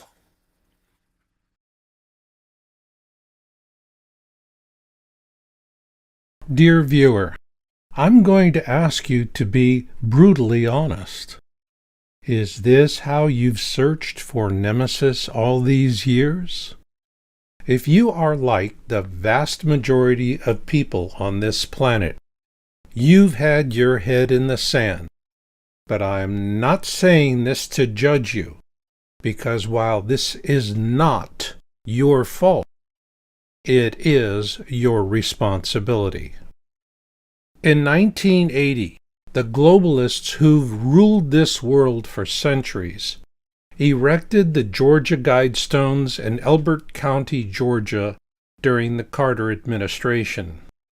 They were inscribed with a set of 10 guidelines in 8 modern languages and 4 dead ones. And the first guideline was the most telling, if not the most chilling. Maintain humanity under 500 million in perpetual balance with nature. You know, they never told us how we would get there. Reviled by most as a satanic globalista monument advocating a culling of our species, it was attacked late on the evening of July 6, 2022, during the Biden administration with a shoulder-fired missile. It was demolished and removed the following day. But one question remains about this culling. Who hid the truth from us? And who will reveal it, and when? The reveal began years ago, but before we delve into who, you must understand one crucial thing about such matters. Timing is everything. Ergo, what was the right time for disclosures to begin? According to our 2013 Nemesis Turrialba model, the right time corresponded with 3 of the most critical points in the orbit of the Nemesis mini constellation, and this model has served us well through these years without exception. The first critical point was when Nemesis crossed the ecliptic in 2020 and entered our northern skies. It was the first knock on the door, so to speak. The second critical point was when Nemesis began accelerating as it arced over our Sun towards its point of perihelion. The third critical point was when it began its aphelion late, racing downward into our southern skies in 2024. With that, we're ready to delve into who is being honest with us. So let's frame this in terms of America's presidents. IRAS first imaged Nemesis in 1983. If humanity had been prepared then, we would have had a 90% chance of survival. In 1987, President Ronald Reagan first tried to open our minds to this and other mysteries with his alien threat speech at the UN. It was a daunting task for an American president at that time, or frankly any other, given that almost everyone had their heads in the sand. Hence, through 4 successive administrations, our odds of survival plunged from 90% to 10% under President Obama. With President Trump's first term, our odds of survival doubled. But during the Biden administration, they again plummeted, but this time to an all-time low of 5%. With President Trump's second term, our odds have rebounded to 20%. And with popular support and world peace, the best we can hope for is 50-50, given current technology and the time to prepare. You may wonder if we can get back to 90%. Sadly, that ship has sailed. But a chance of 50-50 is better than the all-time low of 5% during the Biden administration. Yes, we've been dealt a bad hand, a very bad hand. Yet we have no choice but to play the cards we've been dealt. With that, who are the players, and which cards have they turned over so that the rest of us can see what we should have seen so long ago? July 4, 2020 was the first Nemesis disclosure by any world leader or American president, when President Trump gave a brilliant speech at Mount Rushmore. This satellite image of Nemesis completing its transit of the ecliptic, the plane of our system, was disclosed by White Hats that day. They leaked it through a popular Planet X social media channel. And while the channel owner was not fully comprehending its significance and meaning, I did. It was the money shot I'd been hoping and praying for, and there it was. In the upper left-hand corner, you see Nemesis and its various satellites. Note the interaction between the two suns. What saddens me is that most people see this and just don't get it. And I do. The next disclosure by a world leader came at the second critical point in the Nemesis orbit. This is where it began its acceleration phase towards its point of perihelion. As before, I obtained this through another Planet X social media channel. This time I contacted the channel owner and verified the disclosure of Nemesis and the Nemesis cloud in January 2022, as it was disclosed by White Hats inside the Russian government. Presumably, this came through with President Putin. With this vital disclosure, we see Nemesis entering the high acceleration phase of its orbit, which is much like a popular amusement park ride called the Whip. Now for our most recent disclosure. I have followed a gentleman by the name of Juan O. Savin, a prominent MAGA influencer and a VIP White Hat, for years, and have always found him to be a consistent and reliable source of valuable information. Through 2024, I heard him probe audiences to see how willing they were to accept these truths, and sadly, the first form of denial typically came from the hosts interviewing him. Finally, in February 2025, I heard him disclose the existence of Nemesis in an interview with James Gillian. Let's take a listen to that. Our sun, we believe in certain circles, and I think it's accurate, has a dark partner that you don't see. It doesn't give off light for various reasons. It's readily detectable. And that binary partner is out there. It's affecting the way that our sun moves and is going through our galaxy. They're literally orbiting each other, and as they go in and out, they're kind of going back and forth. They don't come into each other and collide. They're in this combined orbit that it's kind of an oblong orbit, and so they move closer to each other and further away. I understood precisely what Juan was saying, and I appreciate his concerns that this administration could be unjustly tarred with an old brush for a conspiracy dating back to 1983. Consequently, his disclosure was principally aimed at the intelligentsia and those who are woke and in constant attack mode on this administration. With this in mind, what would I tell Juan if I could speak to him directly? Here it is. Juan, you are obviously trying to disclose this information without provoking the attacks of those with Trump derangement syndrome, TDS, who cannot be reached nor reasoned with.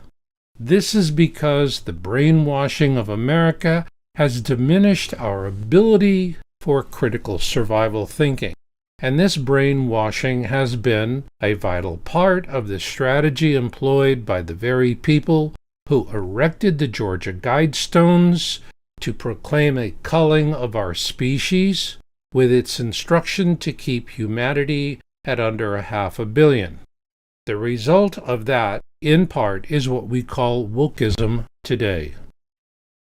I define wokeism as an artificial social cult bias manifestation of hate that feeds off any pretext, no matter how trivial or false, so as to preclude any possibility of objective examination or critical thought.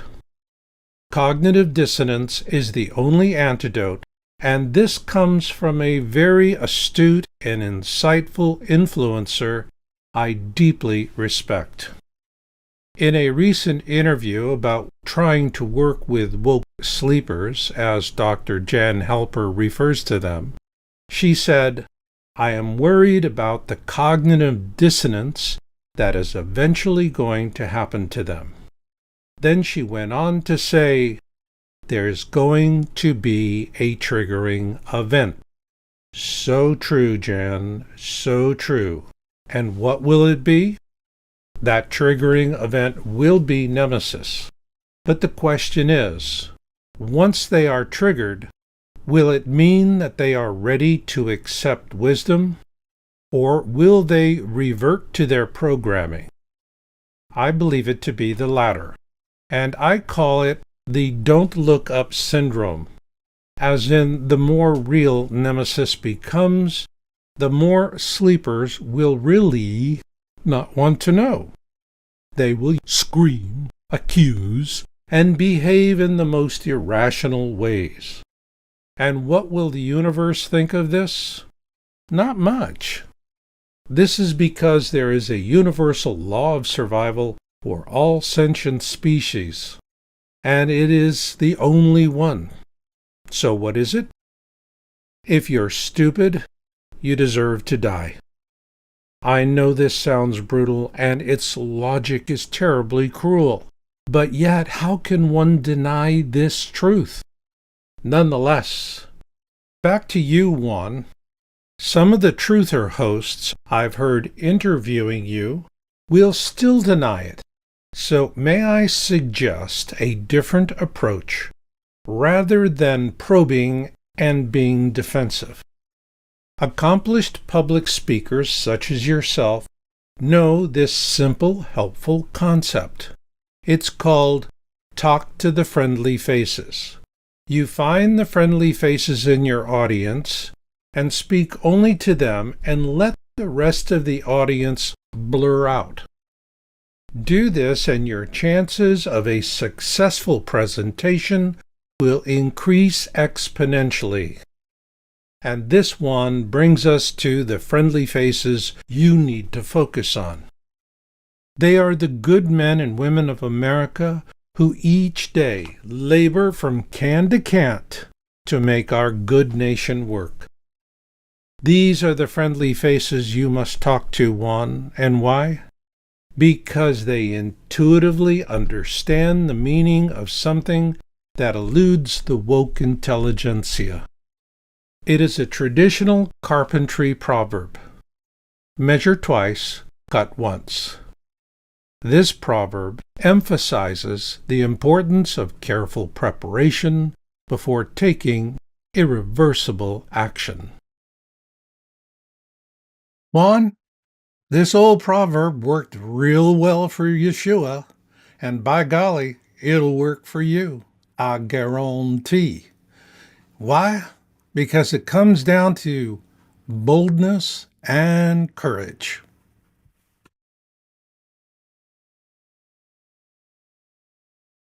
In 1983, we would have had a 90% chance of survival had our government disclosed its observations of the Nemesis mini-constellation with the IRAS Space Telescope. However, through a globalista plan of suppression, we hit an all-time low of 5% during the Biden administration. They chose to set us up to fail, and we've been dealt a bad hand. As a result, there is precious little time to prepare, and we are literally in the 11th hour. As a result, we must think our way through this or risk going to sleep with the dinosaurs.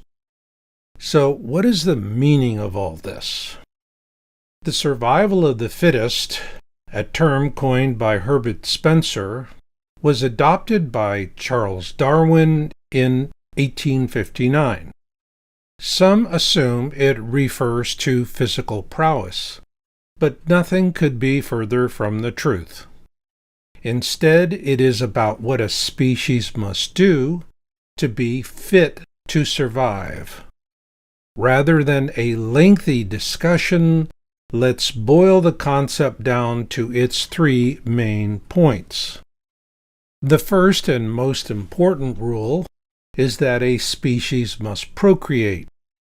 Second, it must survive adversity, and third, it must adapt to changes in its environment. Let's be honest, viewers. On all three accounts, America is struggling and facing desperate times ahead.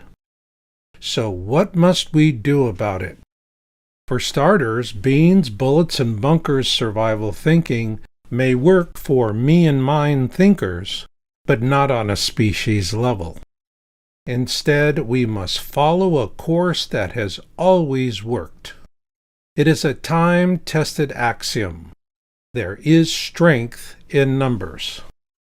Today, we must take that axiom to the next level and prepare for cooperation, not confrontation. In my opinion, lateral thinking is the best way to do that. Edward de Bono, a Maltese psychologist, coined the term lateral thinking in 1967. Some may assume it means we need to think outside the box.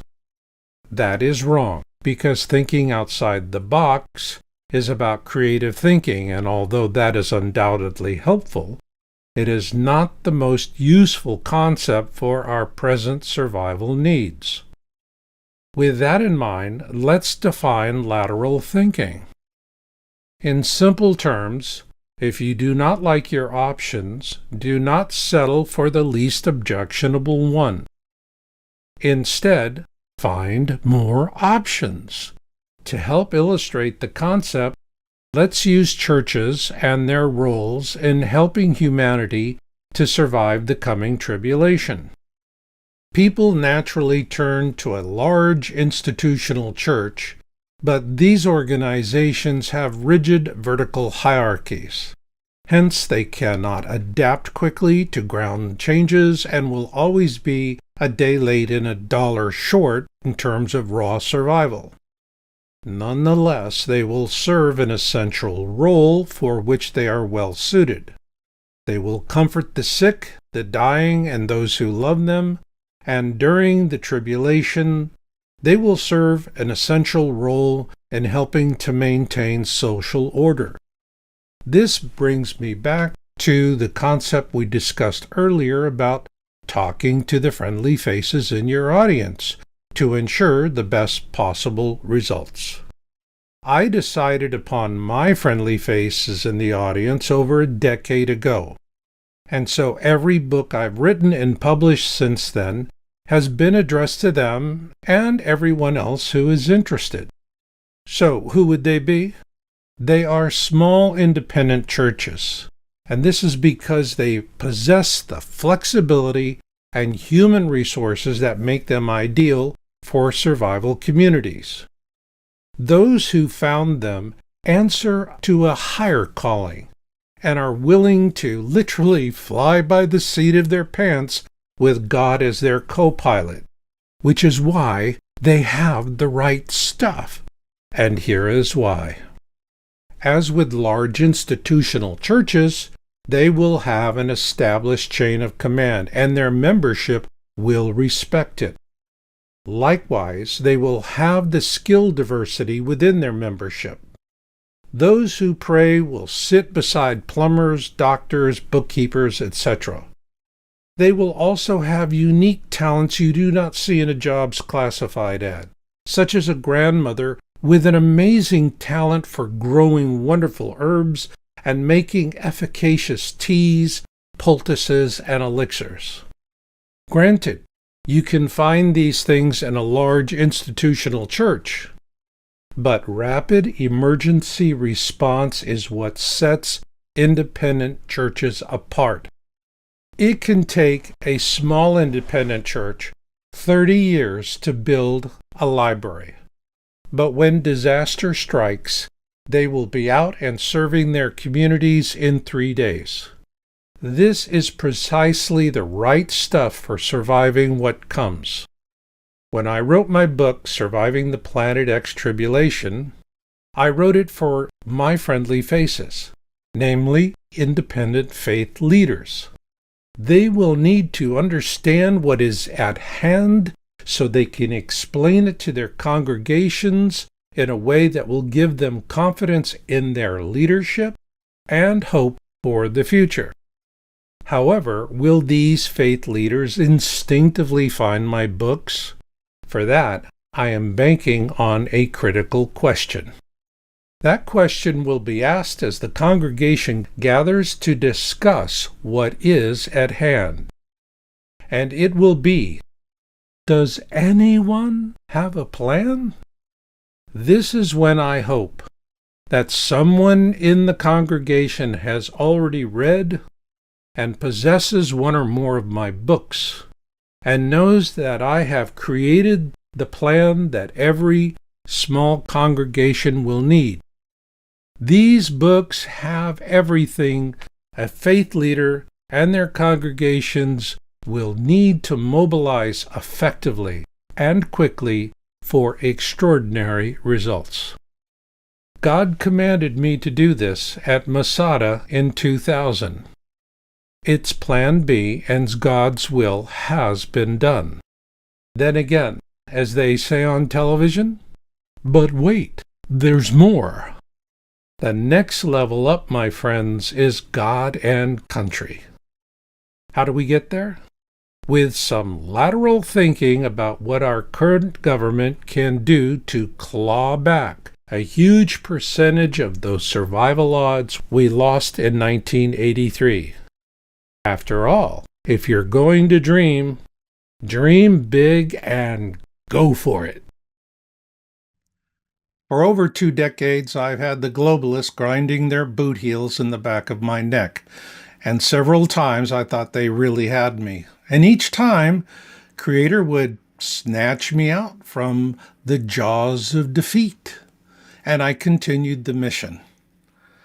And it was always a fresh opportunity.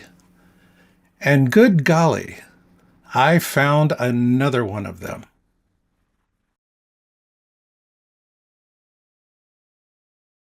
In 2023, President Donald Trump proposed creating up to 10 freedom cities on federal land, primarily in the western United States, as hubs for innovation and deregulation. He proclaimed that freedom cities will reopen the frontier and make rapid biotechnology and energy production development possible without making federal regulatory hurdles. As a bold part of his agenda, Trump further announced baby bonuses for young parents to help launch a new baby boom. But many wonder, will men widely embrace this opportunity given the hazards of a weaponized family law system? This is why new laws are needed to assure good fathers that they can go the distance with their children without losing them in frivolous divorces. I do believe that this time is coming, and with that in mind, I offer yet another bold proposal.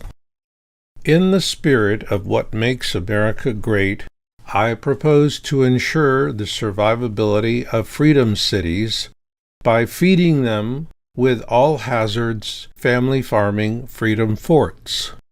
These freedom forts will surround every freedom city and produce tons of fresh food daily without interruption, no matter what comes during the years of the coming Nemesis disaster and beyond.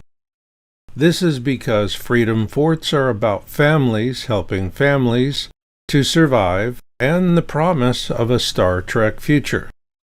For this reason, the time has come for bold action. And to that purpose, I have created what I call the 3 pillars of merit-based continuity for Freedom Fort communities. The first pillar is that good men make survival possible, good women make it worthwhile, and healthy children make it necessary. The second pillar is that everyone participates, everyone works, and everyone fights.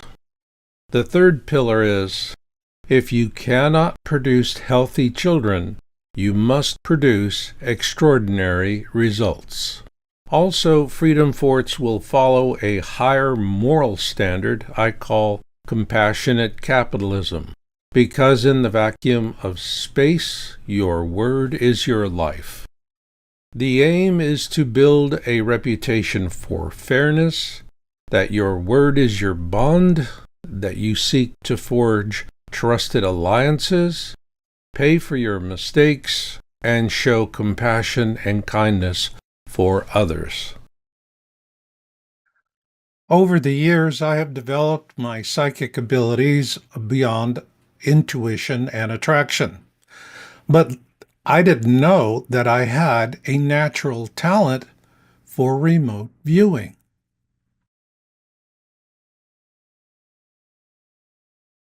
In April 2015, an anonymous patron paid for me to become a trained remote viewer. I attended Ed Dame's 2-day remote viewing class in Reno, Nevada. This image of him and me is taken from a video Ed subsequently produced. As Ed explained it, during the Cold War, Russian and American intelligence services both used psychics and remote viewers. The Americans favored remote viewers because it is a universal skill, whereas the Russians favored psychics.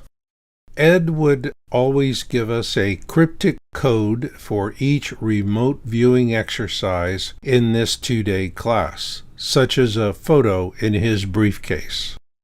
For beginners, the principal technique is looking ahead to a target, which involves focusing one's intention on a specific location or event in the future.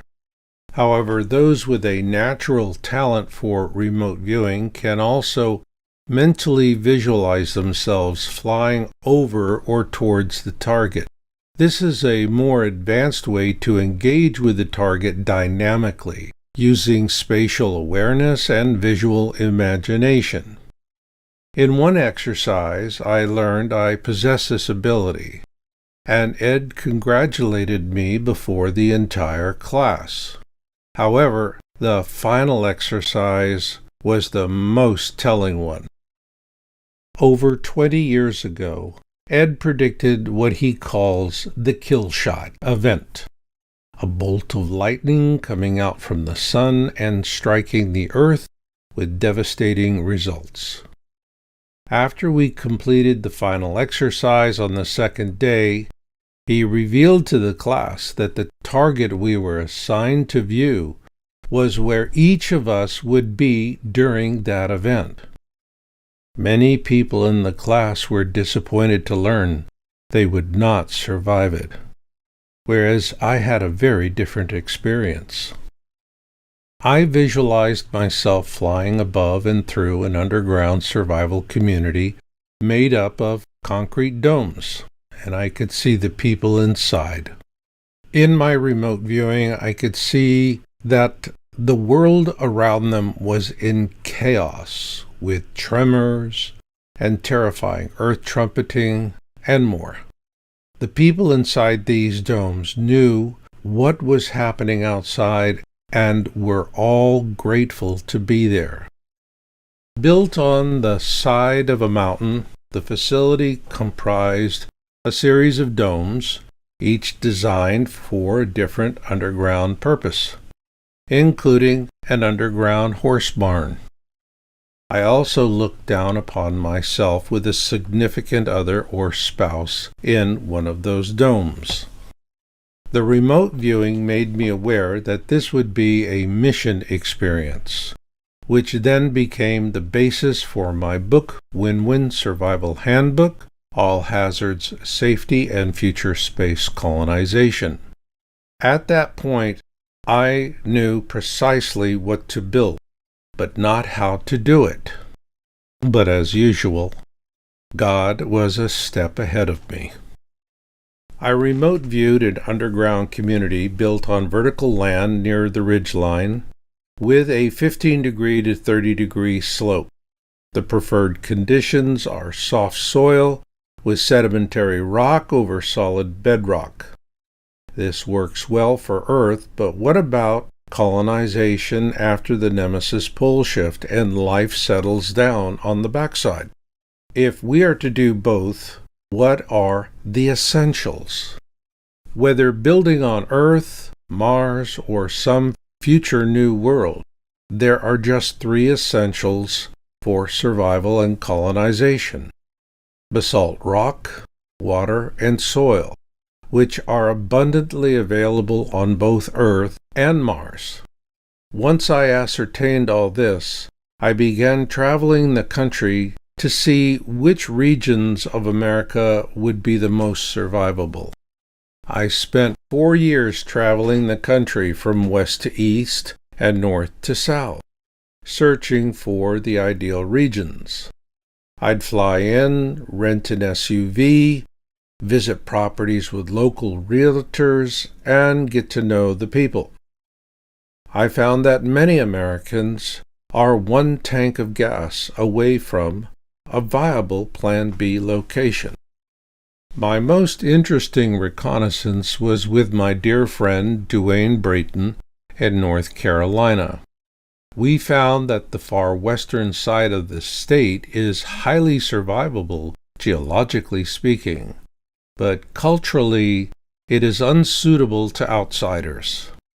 Such things can only be learned through boots-on-the-ground experience. All of this was necessary, but I still needed to learn how to build what I remotely viewed during Ed Dame's class. And once again, it was a matter of attraction and intuition. In 2018, God led me to a man named David B. South in Italy, Texas, who would play an essential role in my Plan B mission. David was one of the most spiritual men I've ever met, and when I explained my mission to him, he embraced it and stepped up to help me shape my win-win concept. David is the inventor of the monolithic dome, and he's built concrete domes worldwide.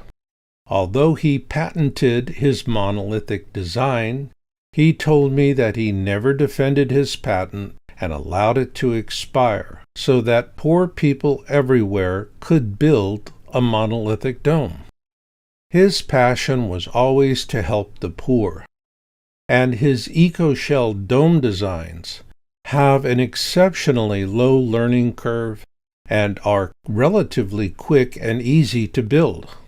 Limited to a diameter of 30 feet, they can save millions of lives in the coming Nemesis disaster, and I discuss them at length in my book. However, David mostly built large domes, such as those in the Midwest, which served dual-role purposes as gymnasiums for local high schools and as tornado shelters, capable of surviving a direct hit by an F5 tornado. He told me he could even build a dome as big as 1 square mile. David's domes are very strong, and a large concrete dome such as those used in a win-win community can handily support the weight of a 69-ton Abrams battle tank. David also built a large number of smaller domes, both in standalone and in cluster configurations, as seen here. Concrete domes can survive tornadoes and earthquakes, provide shelter from noise and 5G electrosmog, and heat and cool for 75% less than the cost of conventional frame houses. The monolithic technique he developed creates the dome using an airform, or bladder if you wish. On a per square foot basis, the cost is comparable to that of a conventional custom home, and a complete, ready-to-move-in dome can be constructed in less than 3 months. To help support my Plan B mission, David created a win-win all-hazard sub-foundation and over-cover design strong enough to survive the stresses and flooding issues that will be a concern during the 2030 Nemesis pole shift. In my book, Win-Win Survival Handbook, I explain in detail how to build these concrete domes using these techniques. Literally everything a competent contractor needs to get started is there. David repeatedly told me that reinforcement is very critical when building for survival. He advised basalt reinforcement, which is rust-free and stronger than steel. It costs marginally more to build with basalt reinforcement, but if you're building for survival in the future, this is the way to go, and here is why. Domes built with steel reinforcement will last 100 years, whereas domes built with basalt reinforcement will last 1,000 years or more. Plus, they can be very lovely places to live in. This is because the dome shell is the sole load-bearing structure. Consequently, concrete dome interiors can be anything you wish, and this is essential when creating an inviting home environment for families making a permanent lifestyle choice. For an added authentic touch, you can also use timber and stones cleared from the land for a roomy, warm, and earthy effect inside. Also, let's not forget to add those wonderful creature comforts that the ladies will surely appreciate. This goes to the driving concept for win-win communities.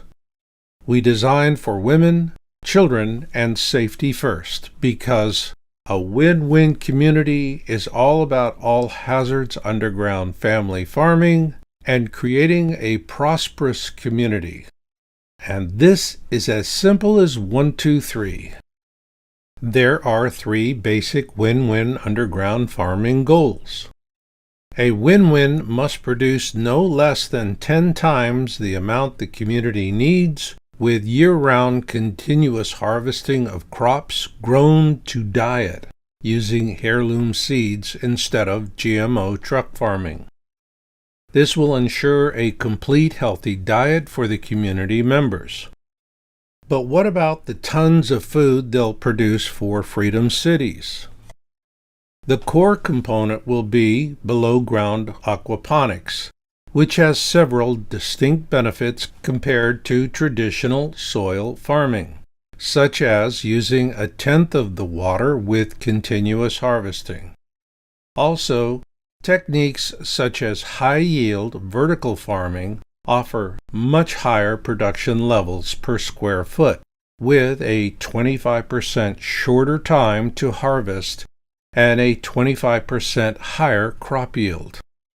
Regarding fish, today's commercial aquaponics use tilapia, which are very hardy fish but not the most desired taste.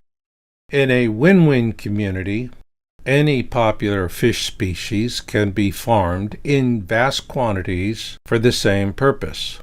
These other fish species include catfish, trout, smallmouth bass, and so forth, and they can all be easily farmed. For rootstock vegetables, underground soil beds and pots are used with drip irrigation from the aquaponics system for optimal continuous harvesting. Likewise, farm animals such as chickens can also be raised for fresh eggs. The bottom line is, if you can find it in a farmer's market, you can farm it in a below-ground win-win. This is because David South built commercial-scale aquaponics systems and had his engineer explain the critical concepts to me. I described these concepts in detail in my book, Win-Win Survival Handbook. The bottom line with aquaponics, it's about respecting the chemistry. On a large scale, underground aquaponics and hydroponics domes and orchards can be organized into huddles with complete environmental control. Airlocks are the key to organizing the farming huddles. This allows for environmental control in each growing or processing dome, including air temperature, lighting, and every other growing condition favored by the desired plants or animals. In a mishap or crisis, they also offer rapid damage control solutions. The domes can also be constructed using a caterpillar design for large interior spaces, such as a below-ground orchard for desirable crops such as olives and grapes. The caterpillar design also has other uses. For example, a below-ground all-hazards horse, mule, and donkey barn. After the pole shift, these animals will serve a vital role. If we are to make it to the backside in significant numbers, we're going to need good governance to help us get there. And with that in mind, I'd like to share my thoughts and a few suggestions with President Trump and a few select members of his cabinet.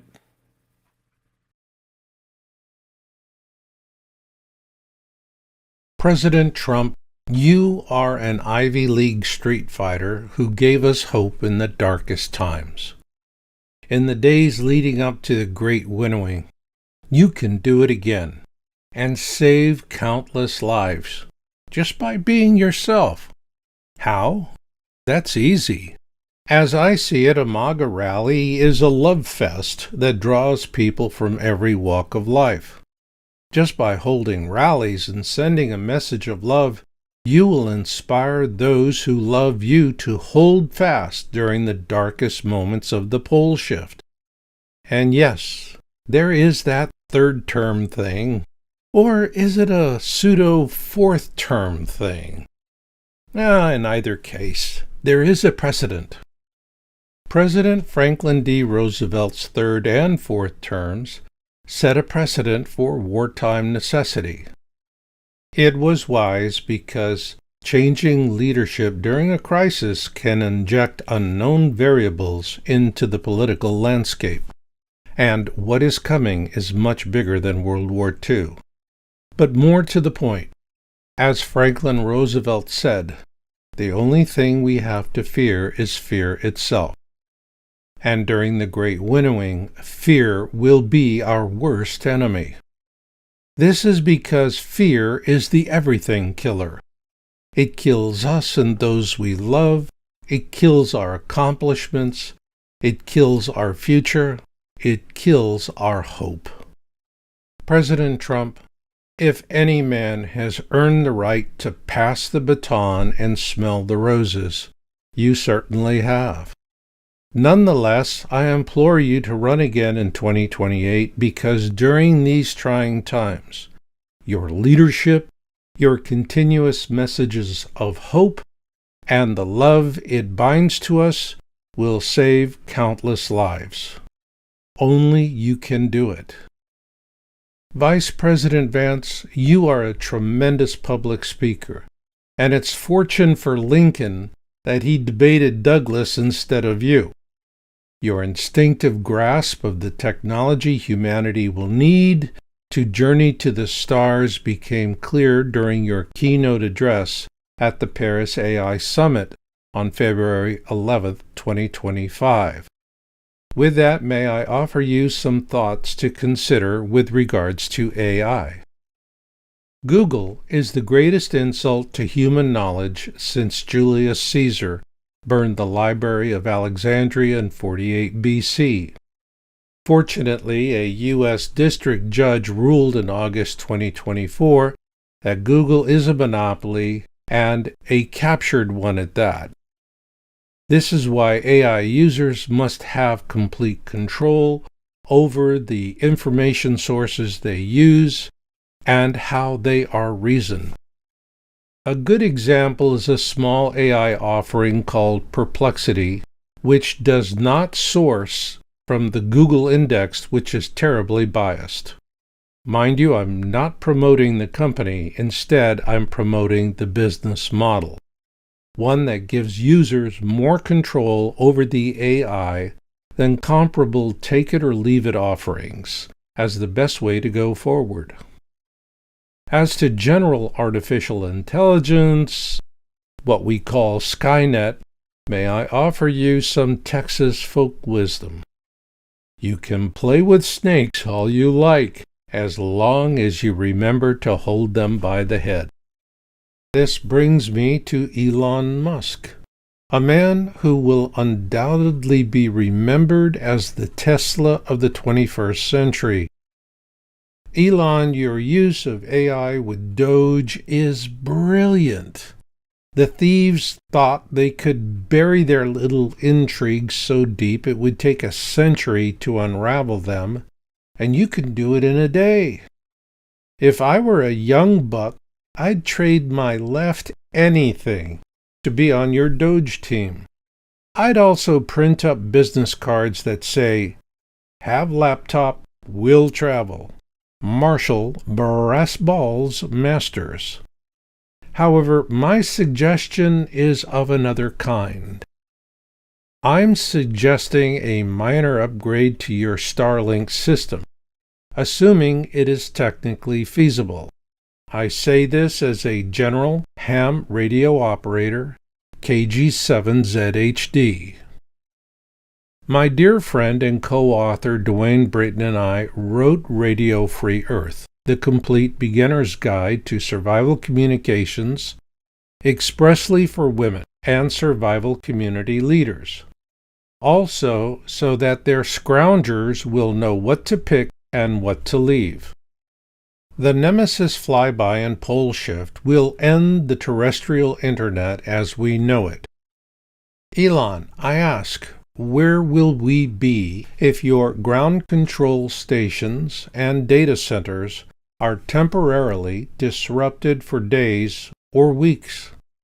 And yes, I know you have a plan for this. Nonetheless, may I suggest adding Oscar capability to your Starlink satellite network for a ham radio Plan B. Oscar stands for Orbiting Satellite Carrying Amateur Radio. If such an upgrade is possible, who would use it? Anyone with an analog ham radio. All that's needed is a homemade Yagi antenna and a suitable analog ham radio, and you are on the air. Here is another idea for both you and Vice President Vance. For survival, all American children should learn to operate continuous wave Morse code with a minimum proficiency of 25 words per minute, because when all else fails, ham radio. How could it come in handy for them? In our book, Duane designed a do-it-yourself emergency transmitter. All you need is an electronic fly-swatter circuit, a battery, some wood, screws, and something for a keyer. Something this simple could send an SOS splattering across the AM band.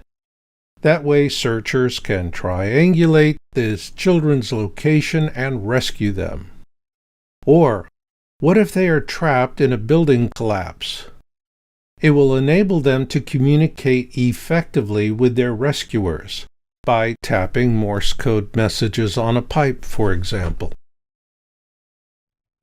If I become blessed with the wherewithal to do something grand to help humanity, what will that be? I call it the Mars Beta Project.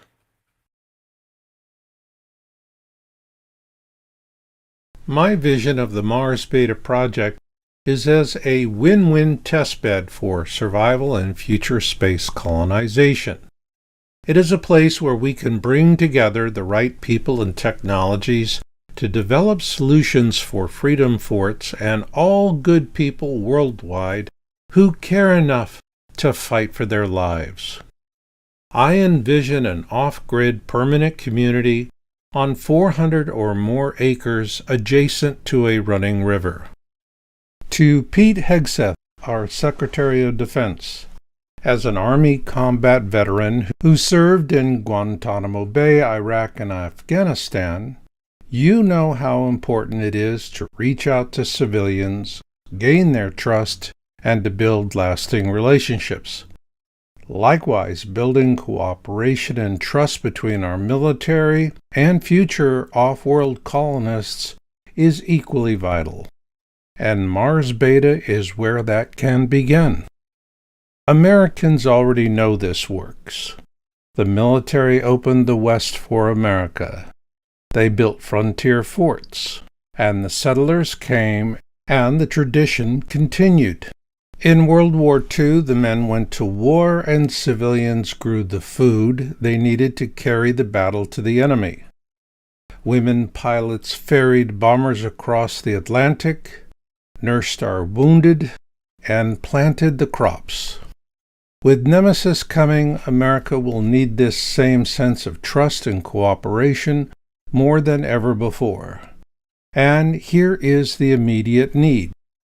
The mission is to provide continuous security for freedom forts and to build mutual understanding and trust, especially for future off-world colonization. Wherever we go as one, military and civilian alike. For this reason, patriotic young veterans with families will be the leadership core of the Mars Beta community. And their most important mission will be to build a sense of camaraderie among people from all walks of life. Mars Beta Project will be founded as a constitutional church. Under the Constitution, a church is a peaceful assembly of citizens who praise and serve God, without the need for an official religion. In a simple sense, religions are explanations, and in America, no explanation is necessary, just faith. Established as a constitutional church, the Mars Beta Project will be modeled on the U.S. Chaplain Corps, where military chaplains never proselytize a member of another faith, never criticize the faith of another member, and cross-train for essential rites and rituals. Any member of the Mars Beta community is free to volunteer to be a chaplain and serve the community. And starting with our veteran Corps members, I think the folks who can bring a lot of valuable human capital to the project are professionals with families who have backgrounds in health care, and they will be essential, as will scientists and engineers with families. Ranch families will play a vital role in developing livestock survival strategies, and horse whisperers will be at the top of my list. But what about the farmers? This may surprise you.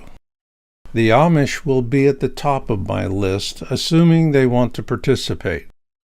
Their exceptional community cohesion makes them one of the most successful subcultures in America. While their support for President Trump is notable, there are other criteria. Their communities double in size with every generation, primarily through large families, as opposed to conversion. Their closed system, holistic farming methods make them ideal for creating simple and efficient below-ground farming system solutions. Contrary to public perception, the Amish are not technophobes. Instead, they live a life of simple sustainability. Also, the Amish are renowned for their carpentry skills and will play an essential role in building out the Mars Beta Project. Win-win underground home interiors will be built using wood joinery and employ low EMF wiring practices. To help minimize EMF exposure, other dome interiors will use non-conductive fasteners. Up to now, other American farm subcultures offer similar benefits. So what makes the Amish so unique? The Amish largely avoided COVID-19 vaccination. While 70% of all Americans were fully vaccinated, only 14% of the Amish were fully vaccinated. No matter how one explains this straightforward fact cannot be ignored. The numbers do not lie. They have the right stuff. So now let's get to the part that is near and dear to me as a geek for God. Thanks to the Great Awakening, the human race is figuring it out. That war is stupid, so don't do stupid. Do business for new opportunities beyond the dreams of avarice. The Mars Beta Project must be a swords to plowshares working showcase for defense contractors to build for survival and future colonization, using off-the-shelf, best-of-class technologies and techniques. This is not a tiny dream, or even a big dream. It's humongous, because on the backside, our descendants will colonize the stars, eventually numbering in the hundreds of billions. And now the last members of the Mars Beta Project, and they will be essential for the present and the future. Have you ever wondered why our devices work seamlessly together in this modern Internet of Things? For this, we must thank the Institute of Electrical and Electronics Engineers, IEEE. Remember on your grade school report card where it used to say, "Works well with others"? Here, the IEEE gets an A+ every time. Their active role will be to ensure standardized global solutions for integrating win-win community technologies for survival and colonization. Here's where I now reach out to Robert F. Kennedy, Jr., our Secretary of Health and Human Services. Sir, when you tossed your hat into the ring with Maha, you became one of the greatest gifts of life our nation has ever received. The Mars Beta testbed community, along with all of the Freedom Forts, will need a complete medbed facility for those who live and work there and for the small communities that surround them. A place to come and get well and to enjoy a home-cooked meal. Plus, we look forward to receiving visitors from far away. Wonderful people with proven skills in complementary and alternative medicine and other wellness practices. And of course, the joy that comes with music and arts. Here, Secretary Kennedy, I must admit, I gave you the fun stuff first. Now for the big one, and it's a tough one. We must develop a grow-to-diet AI database species manifest for plants and animals for not only survival but future colonization. It will be built upon a timeless principle. Let food be thy medicine and medicine be thy food. Because wherever we go in space, it will be like moving to a remote desert island. Whatever you have there, you need to take there. And with that thought in mind, let's start with something simple. For example, the humble tomato, which was first introduced to the West in the 16th century and has since become ubiquitous in countless diets worldwide. With this in mind, what must we know about the tomato? Here are a few things. How do you grow it, and what plants flourish alongside it? What are its heirloom varieties? Methods of preparation and storage. What recipes call for it? And the list goes on. My golly, when you look at it this way, it is not a humble tomato anymore. And here is where the world joins in with the Mars Beta project. We create a multilingual portal for people worldwide to share their family recipes online for the present and future generations. Working with a focused AI assistant, they contribute their family recipes, share their experiences, and if possible, demonstrate how the recipe is prepared. This database will become massive, and it will be a loving gift of knowledge from those of the present to future generations, who will live well, eat well, be well, and prosper, thanks to these precious gifts. Then benign races in our universe will welcome us as peaceful beings and say, "Where humans go, green grows." Assuming we are blessed with good governance and people get behind it, plus the technology we have on hand, we could have a 50-50 chance of survival with what we have. But is there some way to boost that? Well, it's never been tried before, but I'm told it is theoretically possible, and I call it an intention vortex.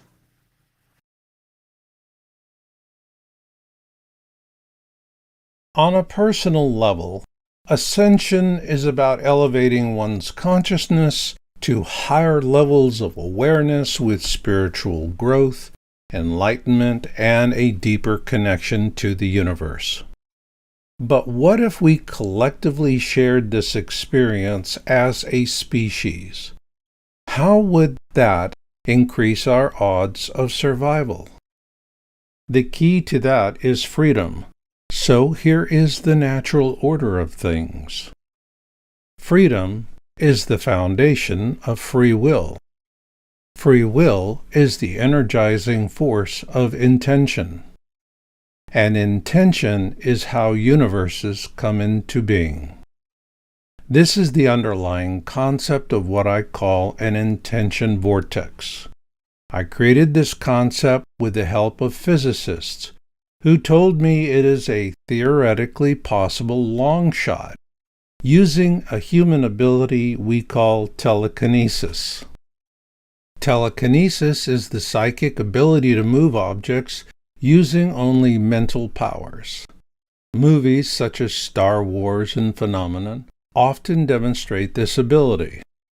My proposed intention vortex's telekinesis goal is to alter the orbit of a small body such as a moon, in this case Farada, which orbits the planet Nibiru. Therefore, the intention vortex goal is to move Farada with telekinesis for a better outcome. I first proposed this in my 2011 book Crossing the Cusp, Surviving the Edgar Cayce Pole Shift as follows. To create an intention vortex, the first thing that needs to happen is the scientific formulation of an intention event goal. Once the goal is formulated, responsibility for the actual event passes out of the hands of the scientists and to spiritual volunteers and participants.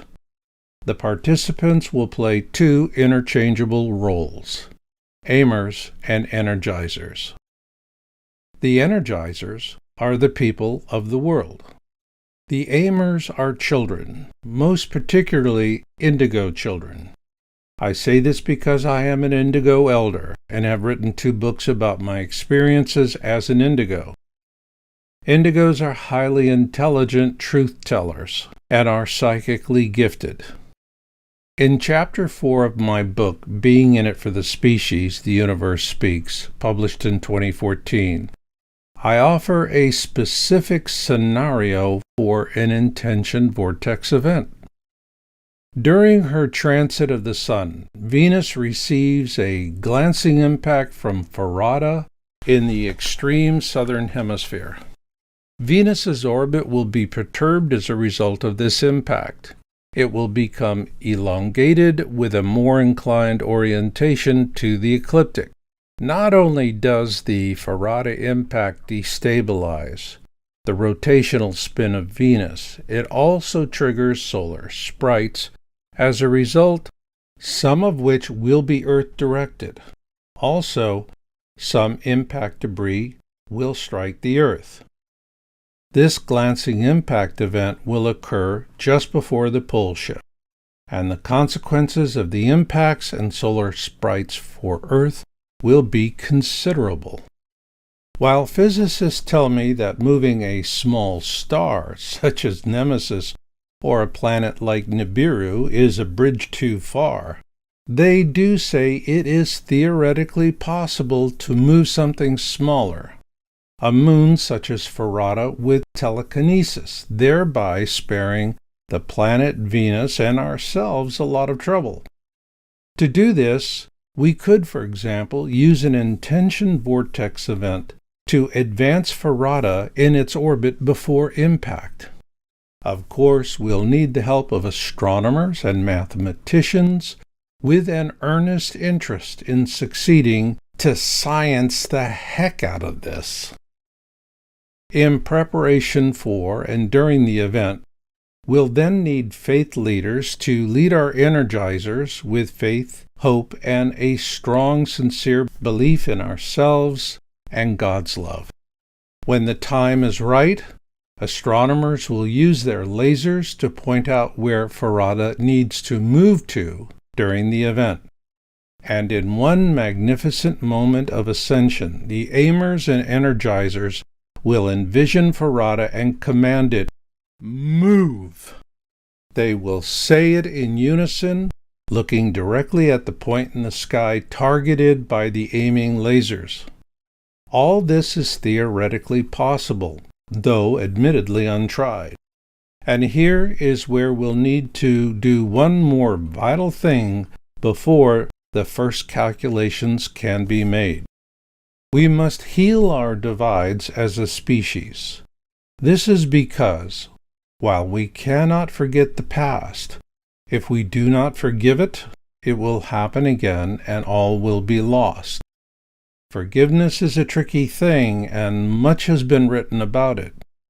So to ensure a successful intention vortex, here is how I define forgiveness. Forgiveness is the cessation of judgment. This will be easier than you may assume because we will know that those who have long aimed for a massive culling of our species are primarily responsible for these many corrosive divides. Then we can see forgiveness in a new way. In my book, Revelation and Planet X, I say that time is a river. It never flows backward, and neither should you. Forward. Always forward. This is the way. So where does this forgiveness begin? With the two largest Christian nations in the world, Russia and America. This is why every chance I get, you will hear me say, Россия и Америка вместе только. Russia and America, together only. It is my hope and prayer that other nations will join into this vmesti tolka movement, and that together we will, as a species, have an ascension experience that will redefine our view of ourselves, our future, and it will lead us into a golden age of enlightenment on the backside. And I'll leave it on that note. So until the next time we meet, remember Marshall's motto, destiny comes to those who listen and fate finds the rest. So learn what you can learn, do what you can do, and never give up hope. This is Marshall, and I'll catch you on the backside.